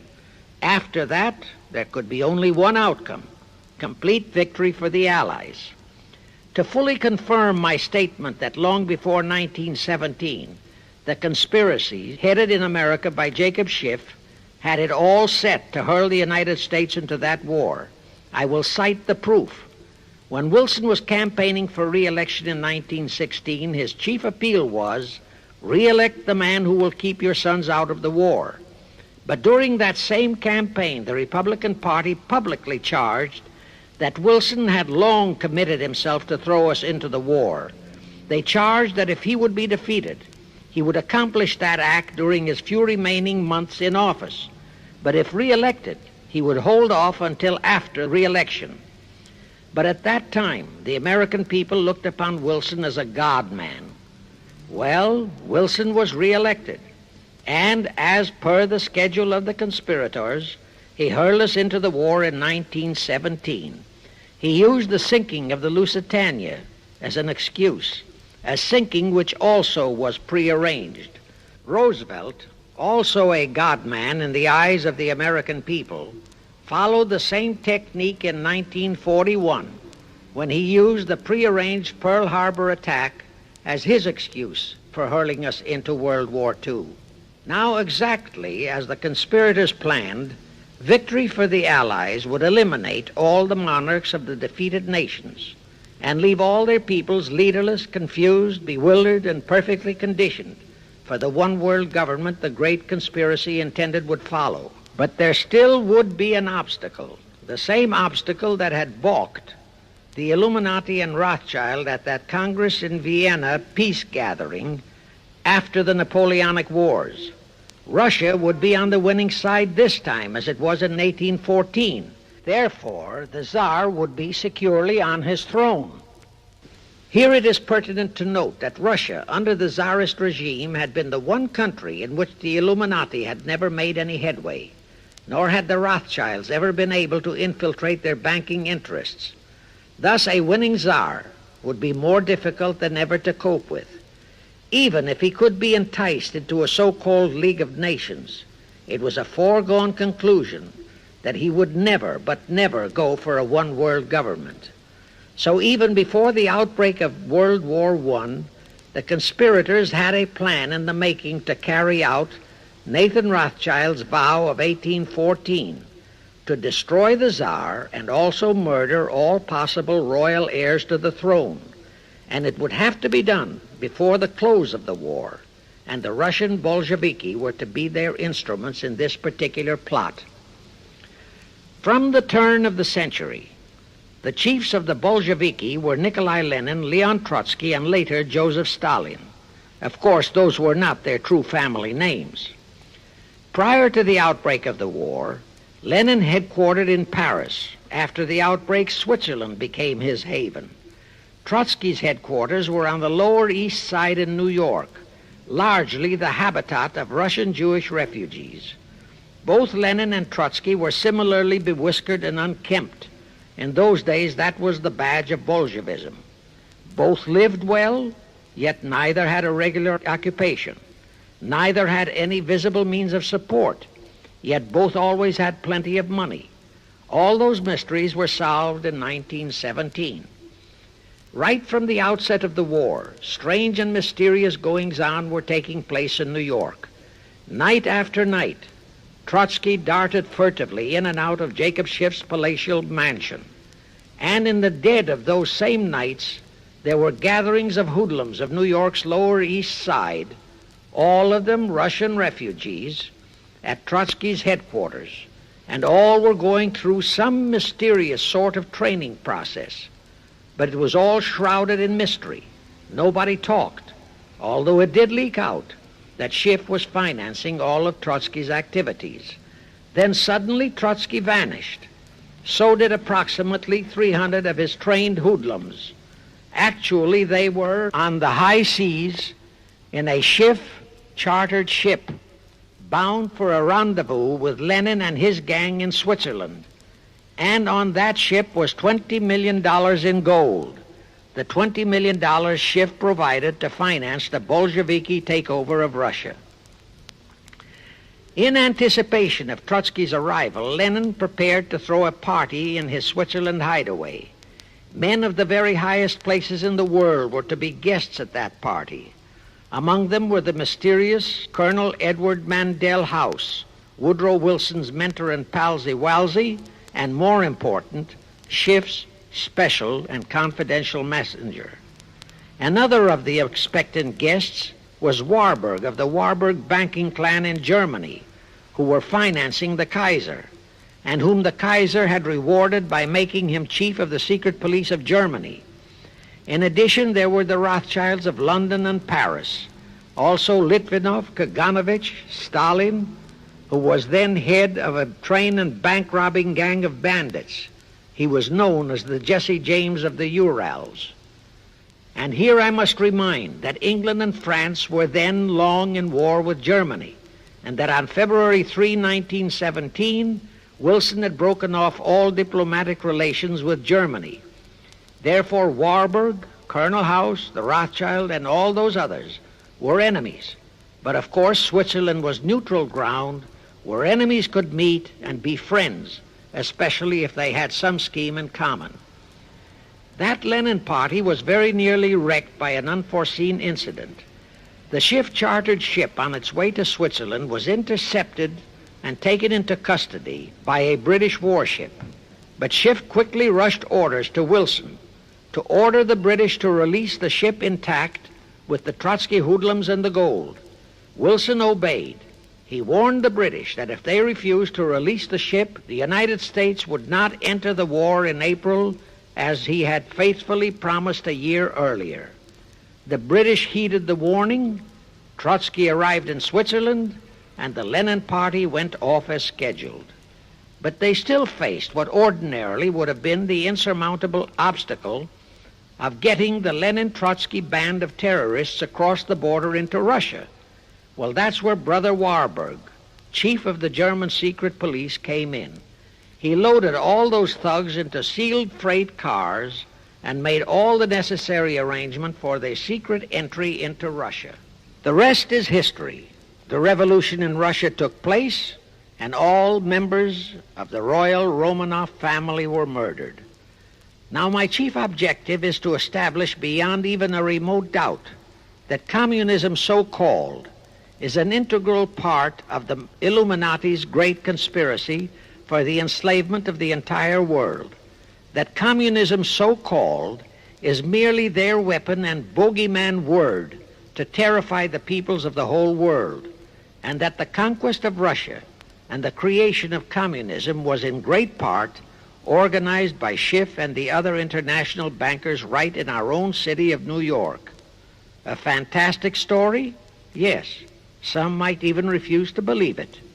Well, for the benefit of any doubting Thomas, I will prove it by reminding that just a few years ago, Charlie Knickerbocker, a Hearst newspaper columnist, published an interview with John Schiff, grandson of Jacob, in which young Schiff confirmed the entire story and named the figure old Jacob contributed, $20 million.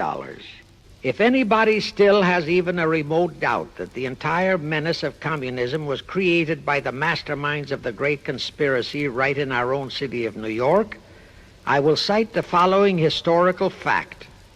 All records show that when Lenin and Trotsky engineered the capture of Russia, they operated as heads of the Bolsheviki party. Now, Bolshevism is a purely Russian word. The masterminds realized that Bolshevism could never be sold as an ideology to any but the Russian people. So in April 1918, Jacob Schiff dispatched Colonel House to Moscow with orders to Lenin, Trotsky, and Stalin to change the name of their regime to the Communist Party and to adopt the Karl Marx Manifesto as the constitution of the Communist Party. Lenin, Trotsky, and Stalin obeyed. And that year of 1918 was when the Communist Party and the menace of communism came into being. All this is confirmed in Webster's Collegiate Dictionary, 5th edition. In short, communism was created by the capitalists. Thus, until November 11, 1918, the entire fiendish plan of the conspirators worked perfectly.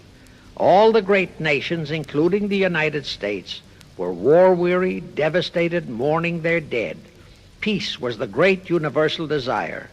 Thus, when it was proposed by Wilson to set up a League of Nations to ensure peace, all the great nations, with no Russian Tsar to stand in their way, jumped on that bandwagon without even stopping to read the fine print in that insurance policy. That is, all but one, the United States, the very one that Schiff and his co-conspirators least expected would balk. And that was their one fatal mistake in that early plot. You see, when Schiff planted Woodrow Wilson in the White House, the conspirators assumed that they had the United States in the proverbial bag. Wilson had been perfectly built up as a great humanitarian. He supposedly became established as a God-man with the American people. There was every reason for the conspirators to have believed that he would easily hornswoggle Congress into buying the League of Nations sight unseen, exactly as the Congress of 1945 bought the United Nations sight unseen. But there was one man in the Senate in 1918 who saw through that scheme just as the Russian Tsar did in 1814. He was a man of great political stature, almost as great as that of Teddy Roosevelt, and fully as astute. He was highly respected and trusted by all members of both houses of Congress and by the American people. The name of that great and patriotic American was Henry Cabot Lodge, not the phony of today who called himself Henry Cabot Lodge Jr. until he was exposed.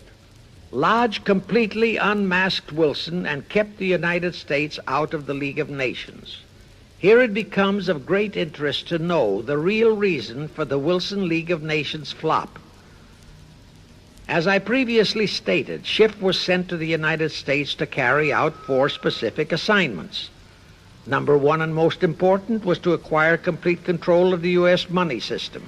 Number 2, as outlined in the original Weishaupt Illuminati blueprint, he was to find the right kind of men to serve as stooges for the great conspiracy and promote them into the highest offices in our federal government, our Congress, our U.S. Supreme Court, and all federal agencies, such as the State Department, the Pentagon, the Treasury Department, etc. Number 3, destroy the unity of the American people by creating minority group strife throughout the nation, especially between the whites and blacks as outlined in Israel Cohen's book. Number 4, create a movement to destroy religion in the United States, with Christianity to be the chief target or victim. In addition, he was strongly reminded of the imperative directive in the Illuminati blueprint to achieve full control of all mass communications media, to be used to brainwash the people into believing and accepting all of the maneuverings of the great conspiracy. Schiff was warned that only control of the press, at that time our only mass communications media, would enable him to destroy the unity of the American people. Now then, Schiff and his co-conspirators did set up the NAACP, the National Association for the Advancement of the Colored People, in 1909. And in 1913, he set up the Anti-Defamation League of the B'nai B'rith. Both were to create the necessary strife. But in the early years, the ADL operated very timidly, perhaps for fear of a pogrom-like action by an aroused and enraged American people. And the NAACP was practically dormant because its white leadership didn't realize that they would have to develop firebrand Negro leaders, such as Martin Lucifer King, for one, to spark the then completely satisfied and contented mass of Negroes. In addition, he, Schiff, was busy developing and infiltrating the stooges to serve in all high places in our Washington government and in the job of acquiring control of our money system and the creation of the 16th Amendment. He also was very busy with the organizing of the plot for the takeover of Russia. In short, he was kept so busy with all those jobs that he completely overlooked the supreme job of acquiring complete control of our mass communications media, That oversight was the direct cause for Wilson's failure to lure the United States into the League of Nations, because when Wilson decided to go to the people to overcome the opposition of the Lodge-controlled Senate, despite his established but phony reputation as a great humanitarian, he found himself faced by a solidly united people and by a loyal press whose only ideology was Americanism and the American way of life.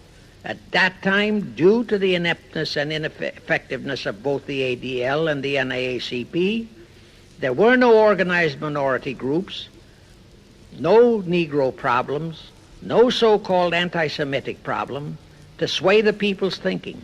There were no lefts, there were no rights, no prejudices for crafty exploitations. Thus, Wilson's League of Nations appeals fell on deaf ears. That was the end of Woodrow Wilson, the conspirator's great humanitarian. He quickly abandoned his crusade and returned to Washington, where he shortly died an imbecile brought on by syphilis. And that was the end of the League of Nations as a corridor into one world government. Of course, that debacle was a terrible disappointment to the masterminds of the Illuminati conspiracy.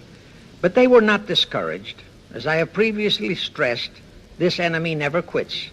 They simply decided to reorganize and try from scratch again. By this time, Schiff was very old and slow. He knew it. He knew that the conspiracy needed a new, younger, and more active generalship. So, on his orders, Colonel House and Bernard Baruch organized and set up what they called the Council on Foreign Relations, the new name under which the Illuminati would continue to function in the United States.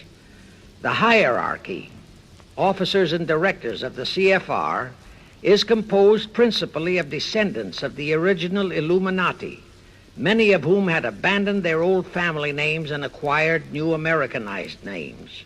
For one example, we have Dillon, who was Secretary of Treasury of the United States, whose original name was Lepowski.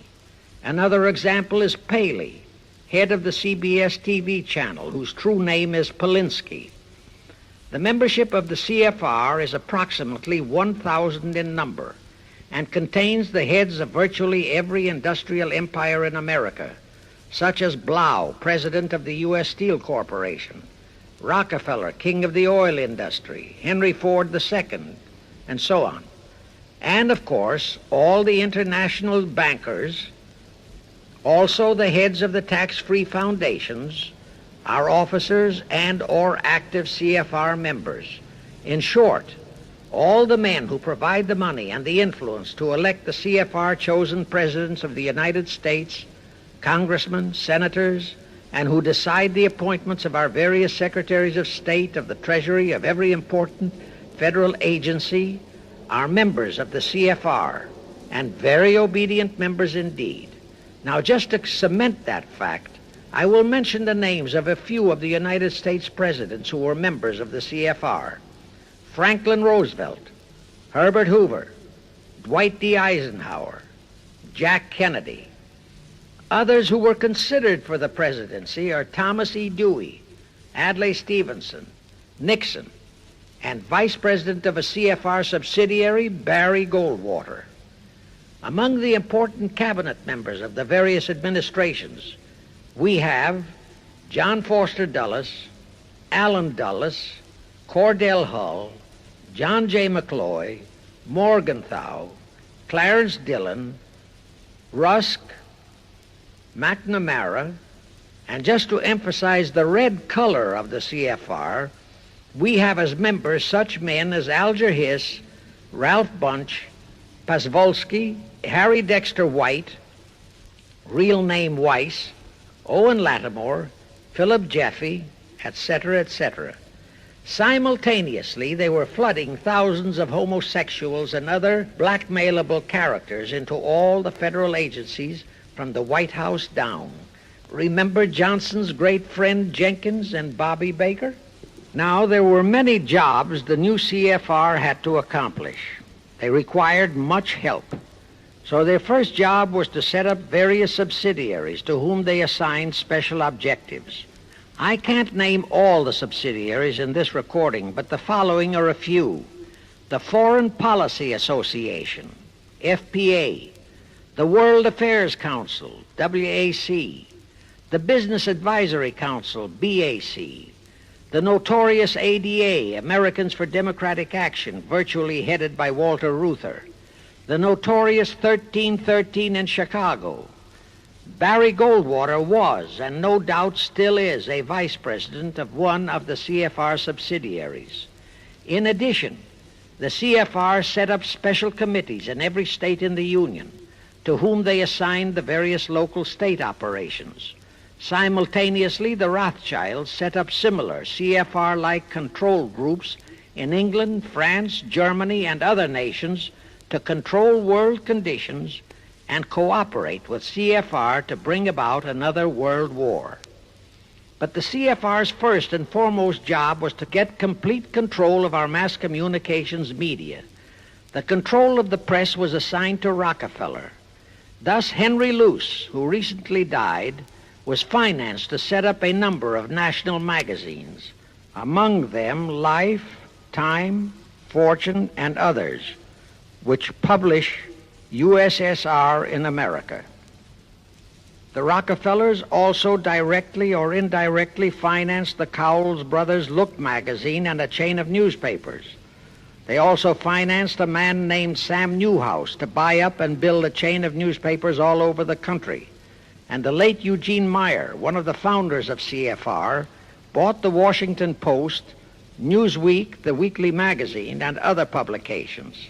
At the same time, CFR began to develop and nurture a new breed of scurrilous columnists and editorial writers, such as Walter Lippmann, Drew Pearson, the Alsops, Herbert Matthews, Irwin Canham, and others of that ilk, who called themselves liberals, who proclaimed that Americanism is isolationism, that isolationism is warmongerism, that anti-communism is anti-Semitism and racism. All that took time, of course, but today our entire press, except for some local small-town papers and weeklies published by patriotic organizations, is completely controlled by CFR stooges, and thus they finally succeeded in breaking us up into a nation of quarreling, wrangling, squabbling, hating factions. Now, if you still wonder about the slanted news and outright lies you read in your paper, you have the answer. To the Lehmans, Goldman Sachs, Kuhn Loeb, and the Warburgs, the CFR assigned the job of getting control of the motion picture industry, Hollywood, radio and television, and believe you me, they succeeded. If you still wonder about the strange propaganda broadcasts by the Ed Murrows, Chet Huntley, Howard K. Smith, Eric Severide, Drew Pearson, and others of that ilk, you have the answer. If you wonder about all the smut, sex, pornography, and mixed marriage films you see in your movie theater and on your TV set, all of which is demoralizing our youth, you have the answer. The whole story of the CFR conspiracy takeover of our mass communications media is far too long to include in this recording, but you can find it in the News Bulletin number 125, entitled How to Get the Reds Out of Communications Media. It was published and brought up to date by the Cinema Educational Guild. It tells in detail how the press, the movies, TV, and radio have been, and still are, used to brainwash the people, to demoralize our youth, and they have been and still are encouraging and creating sympathy for the rioting Negro civil rights lawlessness. You can get a copy of this news bulletin by writing to the Cinema Educational Guild, Post Office Box 46205, Hollywood, California. Now, to refresh your memory, let's go back for a moment. Wilson's flop had torpedoed all chances of transforming that League of Nations into the conspirators' hoped-for one-world government housing. So the Jacob Schiff plot had to be done all over again, and they organized the CFR to do it. We also know how successfully the CFR did that job of brainwashing and destroying the unity of the American people. But as was the case with the Schiff plot, the climax and the creation of a new housing for their one-world government required another world war, a war that would be even more horrible and more devastating than the First World War, in order to get the people of the world to again clamor for peace and a means to end all wars. But the CFR realized that the aftermath of World War II would have to be more carefully planned so that there would be no escape from the new one-world trap, another League of Nations, that would emerge from the new war, the trap we now know as the United Nations. And they hit upon a perfect strategy to ensure that no escape. Here's how they did it. In 1943, in the midst of the war, they prepared the framework for the United Nations, and it was handed over to Roosevelt and our State Department to be given birth by Alger Hiss, Pozvolsky, Dalton Trumbo, and other American traitors, thus making the whole scheme a United States baby. Then to fix our parenthood, New York City was to become the nursery for the monstrosity. After that, we could hardly walk out on our own baby, now could we? Anyway, that's how the conspirators figured it would work, and so far it has.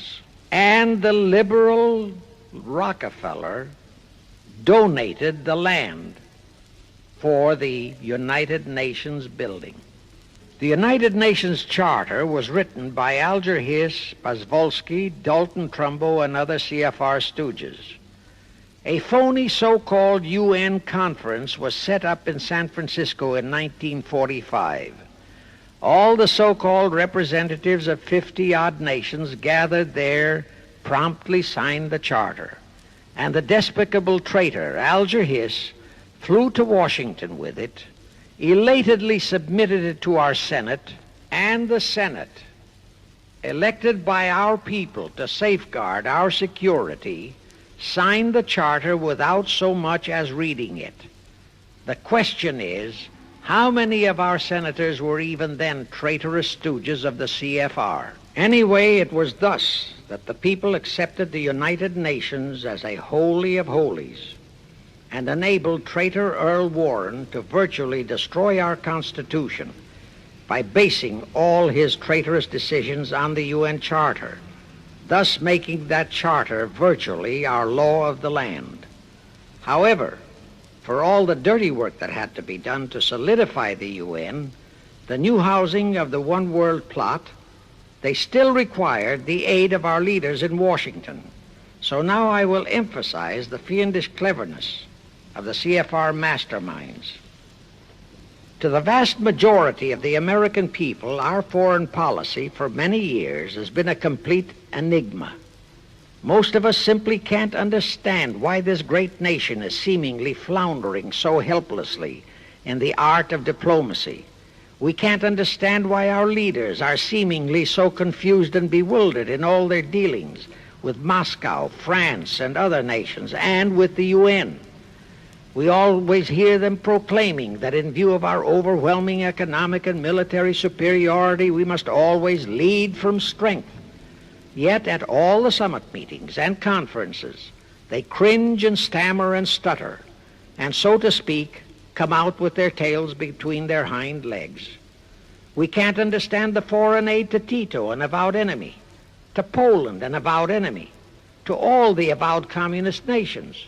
We can't understand why the expenditure of hundreds of billions of dollars has failed to slow down, let alone stop, the march of communism.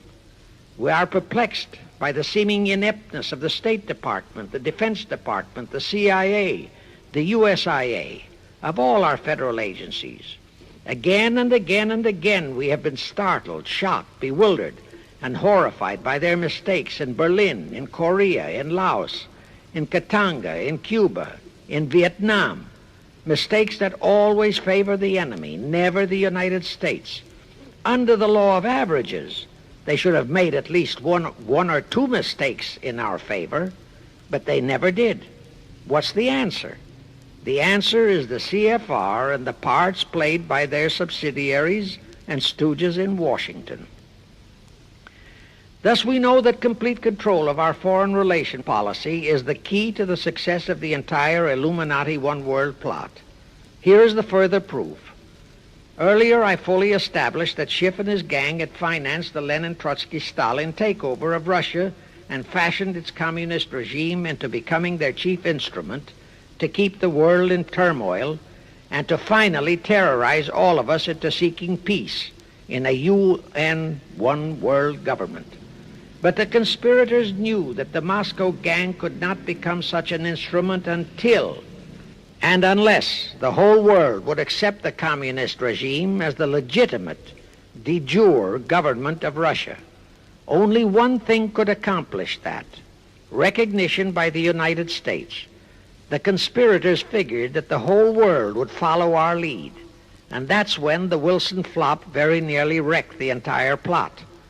Throughout the following 3 Republican administrations, the CFR pulled every trick in their bag to induce Harding, Coolidge, and Hoover to grant that recognition, but all 3 refused. As a result, in the late 1920s, the Stalin regime was in dire straits.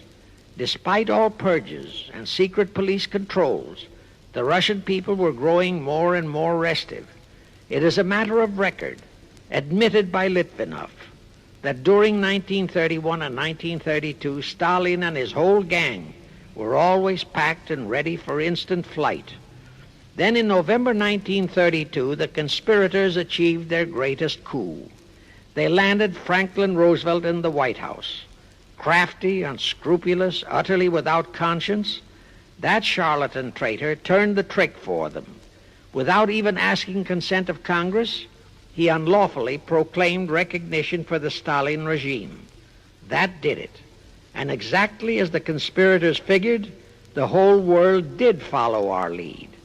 Automatically, that squelched the previously growing resistance movement of the Russian people. That automatically launched the greatest menace the civilized world has ever known. The rest is too well known to need repeating. We know how Roosevelt and his traitorous State Department kept building up the communist menace right here in our own country, and thus throughout the world. We know how he perpetrated that Pearl Harbor atrocity for his excuse to hurl us into World War II. We know all about his secret meetings with Stalin at Yalta and how he, with Eisenhower's help, delivered the Balkans and Berlin to Moscow. And last, but by no means least, we know that 20th century Benedict Arnold not only dragged us into that new corridor, the United Nations, into one world government, but actually schemed all the arrangements to plant it within our country.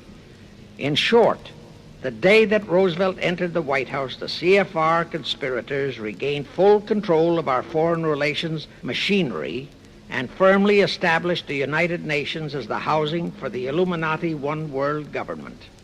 I wish to stress one other very vital point. That Wilson League of Nations flop brought Schiff and his gang to the realization that control of just the Democratic Party was not enough.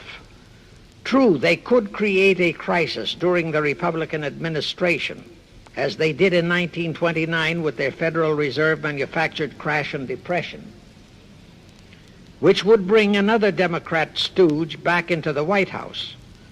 But they realized that a 4-year disruption in their control of our foreign relation policies could play havoc with the progress of their conspiracy. It could even break up their entire strategy, as it almost did before Roosevelt saved it with his recognition of the Stalin regime. Thereupon, after that Wilson debacle, they began to formulate plans to achieve control of both of our national parties. But that posed a problem for them. Manpower, stooges in the Republican Party, also added manpower for the Democratic Party, because control of just the man in the White House would not be enough. They'd have to provide that man with trained stooges for his entire cabinet, men to head the State Department, the Treasury Department, the Pentagon, the CIA, the USIA, etc. In short, every member of the various cabinets would have to be a chosen tool of the CFR, such as Rusk and McNamara, also all undersecretaries and assistant secretaries. That would give the conspirators absolute control of all our policies, both domestic and, most important, foreign. That course of action would require a reserve pool of trained stooges, instantaneously ready for administrative changes and for all other exigencies. All such stooges would of necessity have to be men of national reputation, high in the esteem of the people, but they would have to be men without honor, without scruple, without conscience, men who would be vulnerable to blackmail. It is needless for me to stress how well the CFR succeeded. The immortal Joe McCarthy fully revealed that there are thousands of such security risks in all federal agencies.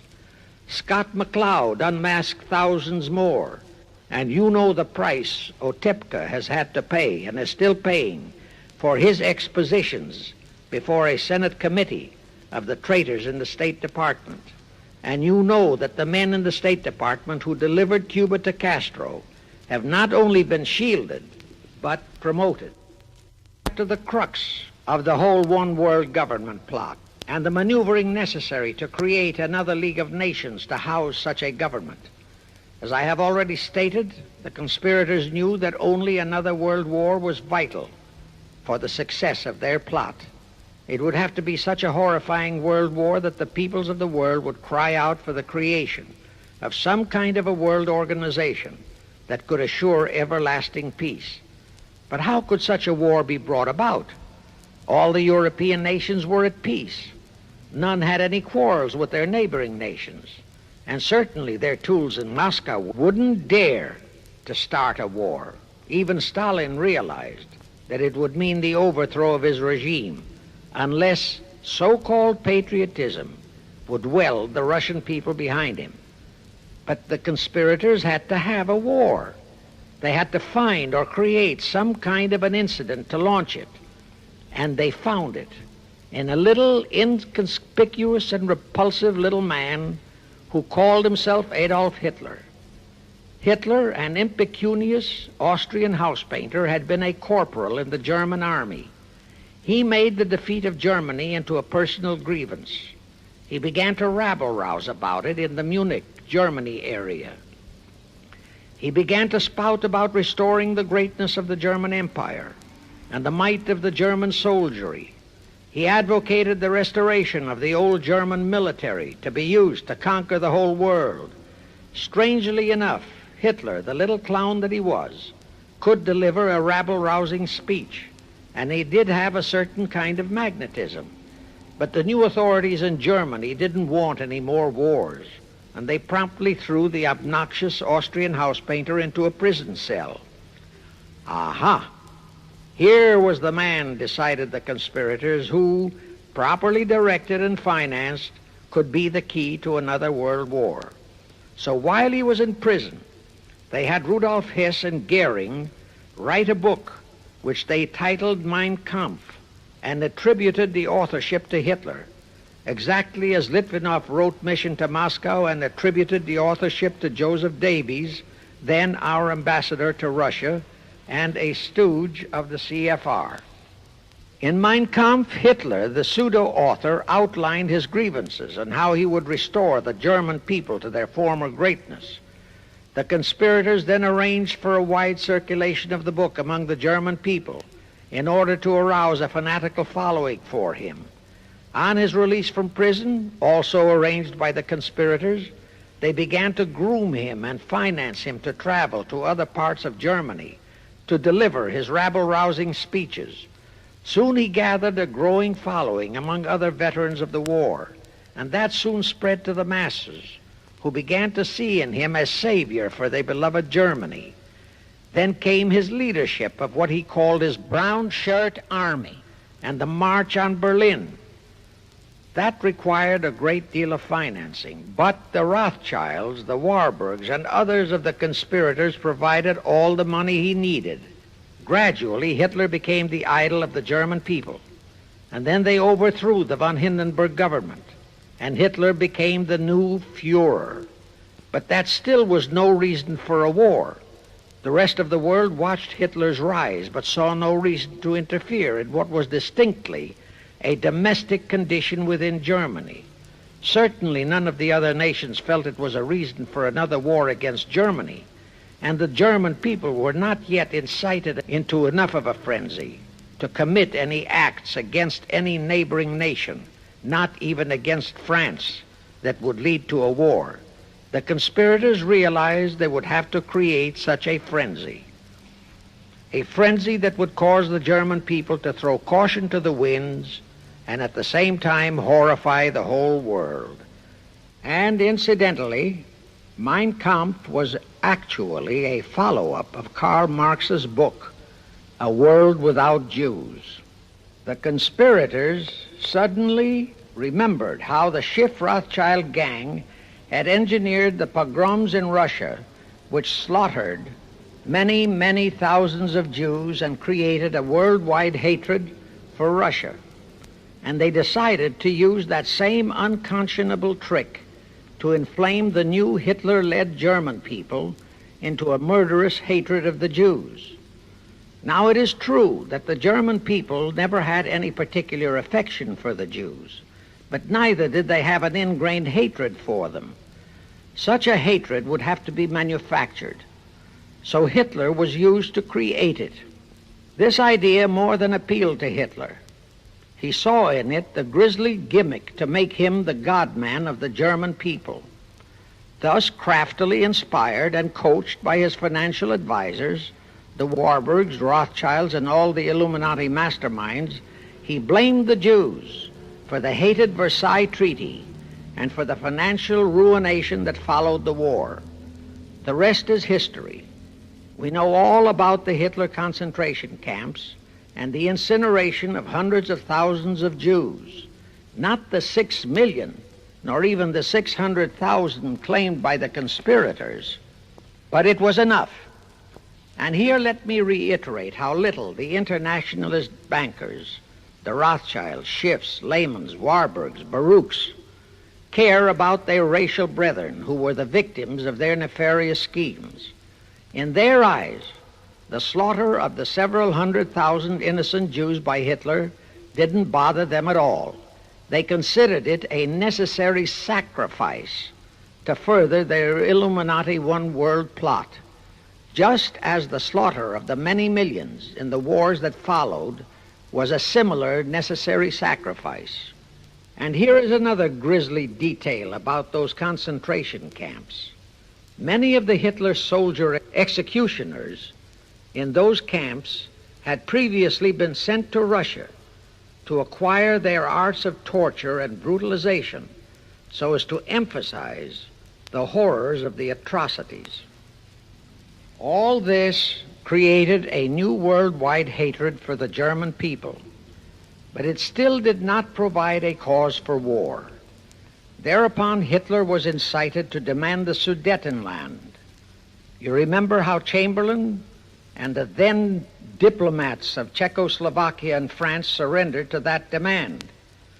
That led to further Hitlerian demands for territories in Poland and in the French Saar territories. Those demands were rejected. Then came his pact with Stalin. Hitler had been screaming hatred against communism. Oh, how he ranted against communism. But actually, Nazism was nothing but socialism, and communism is, in fact, socialism. But Hitler disregarded all that. He entered into a pact with Stalin to attack and divide Poland between them. While Stalin marched into one part of Poland, for which he was never blamed, the Illuminati mastermind saw to that, Hitler launched a blitzkrieg on Poland from his side. The conspirators finally had their new world war, and what a horrible war it was. And in 1945, the conspirators finally achieved the United Nations, their new housing for their one world government. And truly amazing, all of the American people hailed this foul outfit as a holy of holies, even after all the true facts about how the UN was created were revealed. The American people continued to worship that evil outfit. Even after Alger Hiss was unmasked as a Soviet spy and traitor, the American people continued to believe in the UN. Even after I had publicly revealed the secret agreement between Hiss and Molotov that a Russian would always be the head of the military secretariat, and by that token, the real master of the UN, most of the American people continued to believe that the UN could do no wrong. Even after Trygve Lie, the first Secretary General of the UN, confirmed that Hiss-Molotov secret agreement in his book For the Cause of Peace, the vast majority of our people refused to lose faith in the UN. Even after the truth about the Korean War was revealed, how the Russian General Vasiliev, head of that UN military secretariat, was given a leave of absence by the UN so that he could take command of the North Koreans and Red Chinese who were fighting the so-called UN police action under our own General MacArthur, who by orders of the UN was fired by the pusillanimous Truman in order to prevent his winning that war. Our people still believed in the UN, despite our 150,000 sons who were murdered and maimed in that war.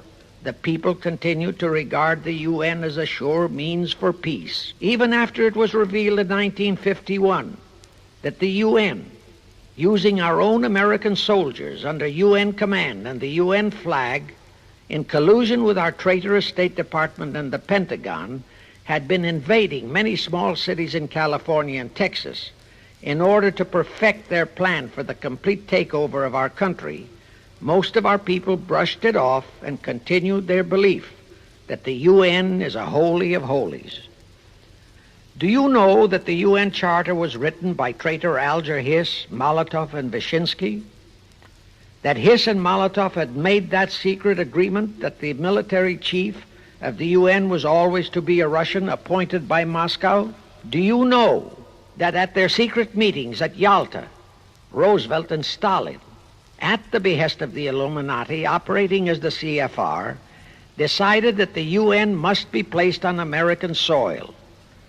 Do you know that most of the UN Charter was copied intact, word for word, from the Marx Manifesto and Russia's so-called Constitution? Do you know that the only two senators who voted against the UN so-called treaty were the only two senators who had read it? Do you know that since the UN was founded, communist enslavement has grown from 250 million to 1 billion? Do you know that since the UN was founded to ensure peace, there have been at least 20 major wars incited by the UN, just as they are now inciting a war against Little Rhodesia? Do you know that under the UN setup, the American taxpayers have been forced to make up the UN Treasury deficit of many millions of dollars because of Russia's refusal to pay her share? Do you know that the UN has never passed a resolution condemning Russia or her so-called satellites, but always condemns our allies? Do you know that J. Edgar Hoover said, "The overwhelming majority of the communist delegations to the UN are espionage agents"?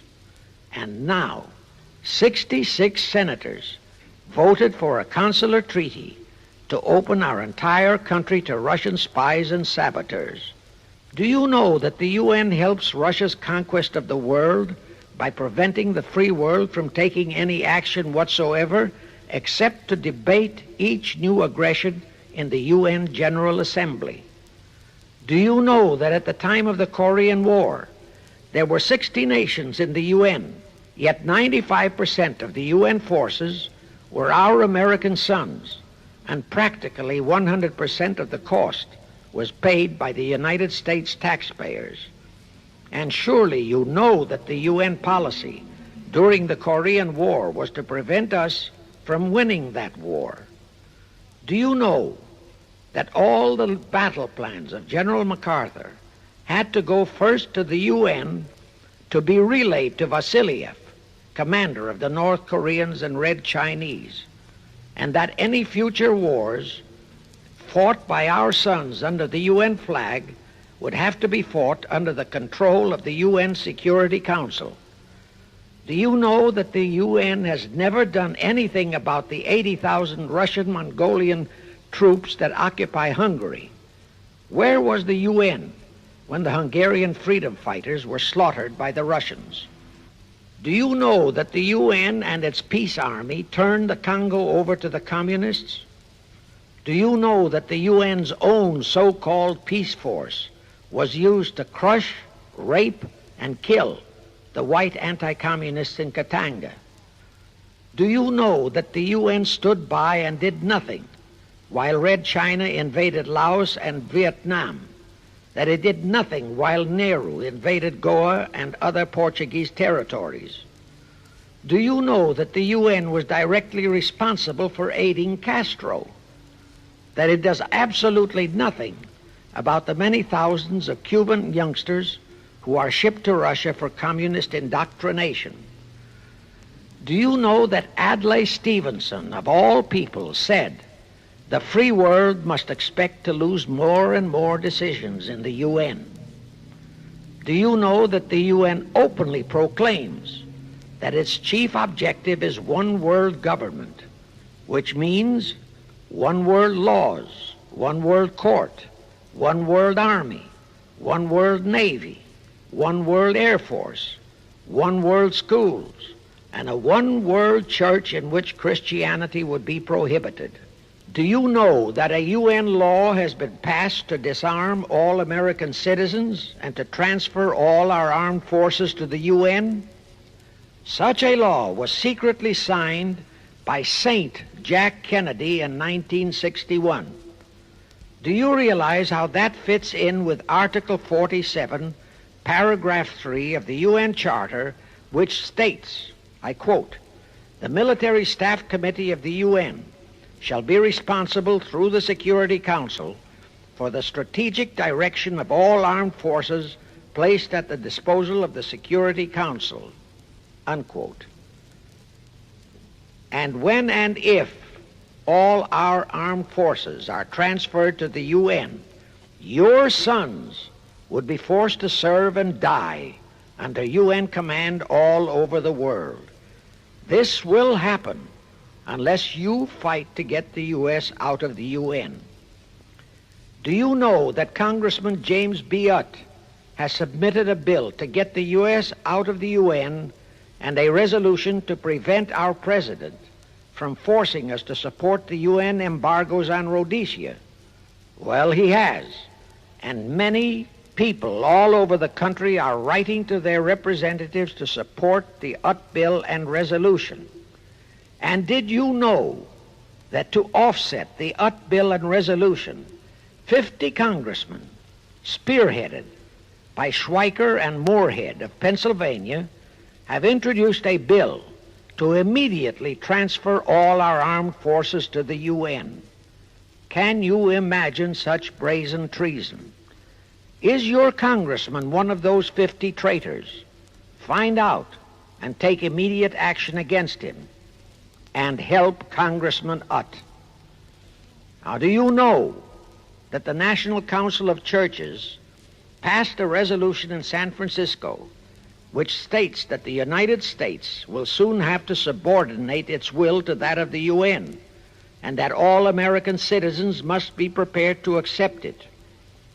Is your church a member of the National Council of Churches? In connection with that, bear in mind that God is never mentioned in the UN Charter, and their meetings are never opened with prayer. The creators of the UN stipulated in advance that there should be no mention of God or Jesus Christ in the UN Charter or in its UN headquarters. Does your pastor subscribe to that? Find out. Furthermore, do you know that the great majority of the so-called nations in the UN are anti-Christianity? That the UN is a completely godless organization by orders of its creators, the CFR Illuminati. Now, Have you heard enough of the truth about the Illuminati's United Nations? Do you want to leave your sons and our precious country to the unholy mercy of the Illuminati's United Nations? If you don't, write, telegraph, or phone your representatives and senators that they must support Congressman Utt's bill to get the U.S. out of the UN and the UN out of the U.S. Do it today, now, before you forget. It is the only salvation for your sons and for our country. Now I have one more vital message to deliver. As I told you, one of the 4 specific assignments Rothschild gave Jacob Schiff was to create a movement to destroy religion in the United States, with Christianity to be the chief target. For a very obvious reason, the Anti-Defamation League wouldn't dare to attempt it, because such an attempt could create the most terrible bloodbath in the history of the world, not only for the ADL and the conspirators, but for the millions of innocent Jews. Schiff turned that job over to Rockefeller for another specific reason. The destruction of Christianity could be accomplished only by those who are entrusted to preserve it, by the pastors, the men of the cloth. As a starter, John D. Rockefeller picked up a young so-called Christian minister by the name of Dr. Harry F. Ward, Reverend Ward, if you please. At that time, he was teaching religion at the Union Theological Seminary. Rockefeller found a very willing Judas in this reverend. Thereupon, in 1907, he financed him to set up the Methodist Foundation of Social Service. And Ward's job was to teach bright young men to become so-called ministers of Christ and to place them as pastors of churches. While teaching them to become ministers, the Reverend Ward also taught them how to very subtly and craftily preach to their congregations that the entire story of Christ is a myth, to cast doubts on the divinity of Christ, to cast doubts about the Virgin Mary. In short, to cast doubts on Christianity as a whole. It was not to be a direct attack, but much of it by crafty insinuation that was to be applied in particular to the youth in the Sunday schools. Remember Lenin's statement, "Give me just one generation of youth and I'll transform the whole world." Then, in 1908, the Methodist Foundation of Social Service, which incidentally was America's first Communist Front organization, changed its name to the Federal Council of Churches. By 1950, the Federal Council of Churches was becoming very suspect. So in 1950, they changed the name to the National Council of Churches. Do I have to tell you more about how this National Council of Churches is deliberately destroying faith in Christianity? I don't think so. But this I will tell you. If you are a member of any congregation whose pastor and church are members of this Judas organization, your contributions are helping the Illuminati's plot to destroy religion and your faith in God and Jesus Christ. Thus you are deliberately delivering your children to be indoctrinated with disbelief in God and church, and which can easily transform them into atheists. Find out immediately if your church is a member of the National Council of Churches, and for the love of God and your children, if it is, withdraw from it at once. However, let me warn you, that same destroy religion process has been infiltrated into other denominations. If you have seen the Negro March on Selma and other such demonstrations, you have seen how the Negro mobs are led and encouraged by ministers and even Catholic priests and nuns who march along with them. As a matter of fact, the Mormon Church is about the only one I know of that is clean of that kind of Judas infiltration. But of course, There are many individual churches and pastors who are honest and sincere. Find one such for yourself and for your children. Incidentally, this same Reverend Harry F. Ward was also one of the founders of the American Civil Liberties Union, a notorious pro-communist organization. He was the actual head of it from 1920 to 1940.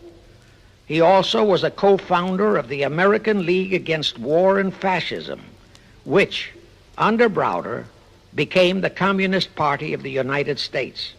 In short, Ward's entire background reeked of communism, and he was identified as a member of the Communist Party. He died a vicious traitor to both his church and country. And this was the man old John D. Rockefeller picked and financed to destroy America's Christian religion, in accordance with the orders given to Schiff by the Rothschilds. In conclusion, I have this to say. You probably are familiar with the story of how one Dr. Frankenstein created a monster to do his will of destroying his chosen victims, but how instead, in the end, that monster turned on his own creator, Frankenstein, and destroyed him. Well, the Illuminati, CFR, has created a monster called the United Nations, who, supported by their minority groups, rioting Negroes, the traitorous mass communications media, and the traitors in Washington, was created to destroy the American people. Well, we know all about that many-headed Hydra monster. We know the names of those who created that monster. We know all their names. And I predict that one fine day the American people will come fully awake and cause that very monster to destroy its creator. True, the majority of our people are still being brainwashed, deceived, and deluded by our traitorous press, TV, and radio, and by our traitors in Washington. But surely, by now, enough is known about the UN to stamp that outfit as a deadly, poisonous rattlesnake in our midst. My only wonder is what it will take to awaken and arouse our people to the full truth. Perhaps this record will do it. 100,000 or 1,000,000 copies of this record can do it.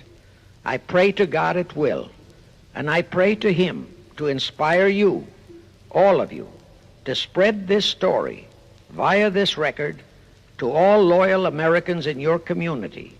You can do it by playing it to study groups assembled in your homes, at meetings of the American Legion, the VFW, the DAR, all other civic groups and women's clubs, especially the women's clubs who have their sons' lives at stake. With this record, I have provided you with the weapon that will destroy the monster. For the love of God, of our country, and of your children, use it. Get a copy of it into every American home.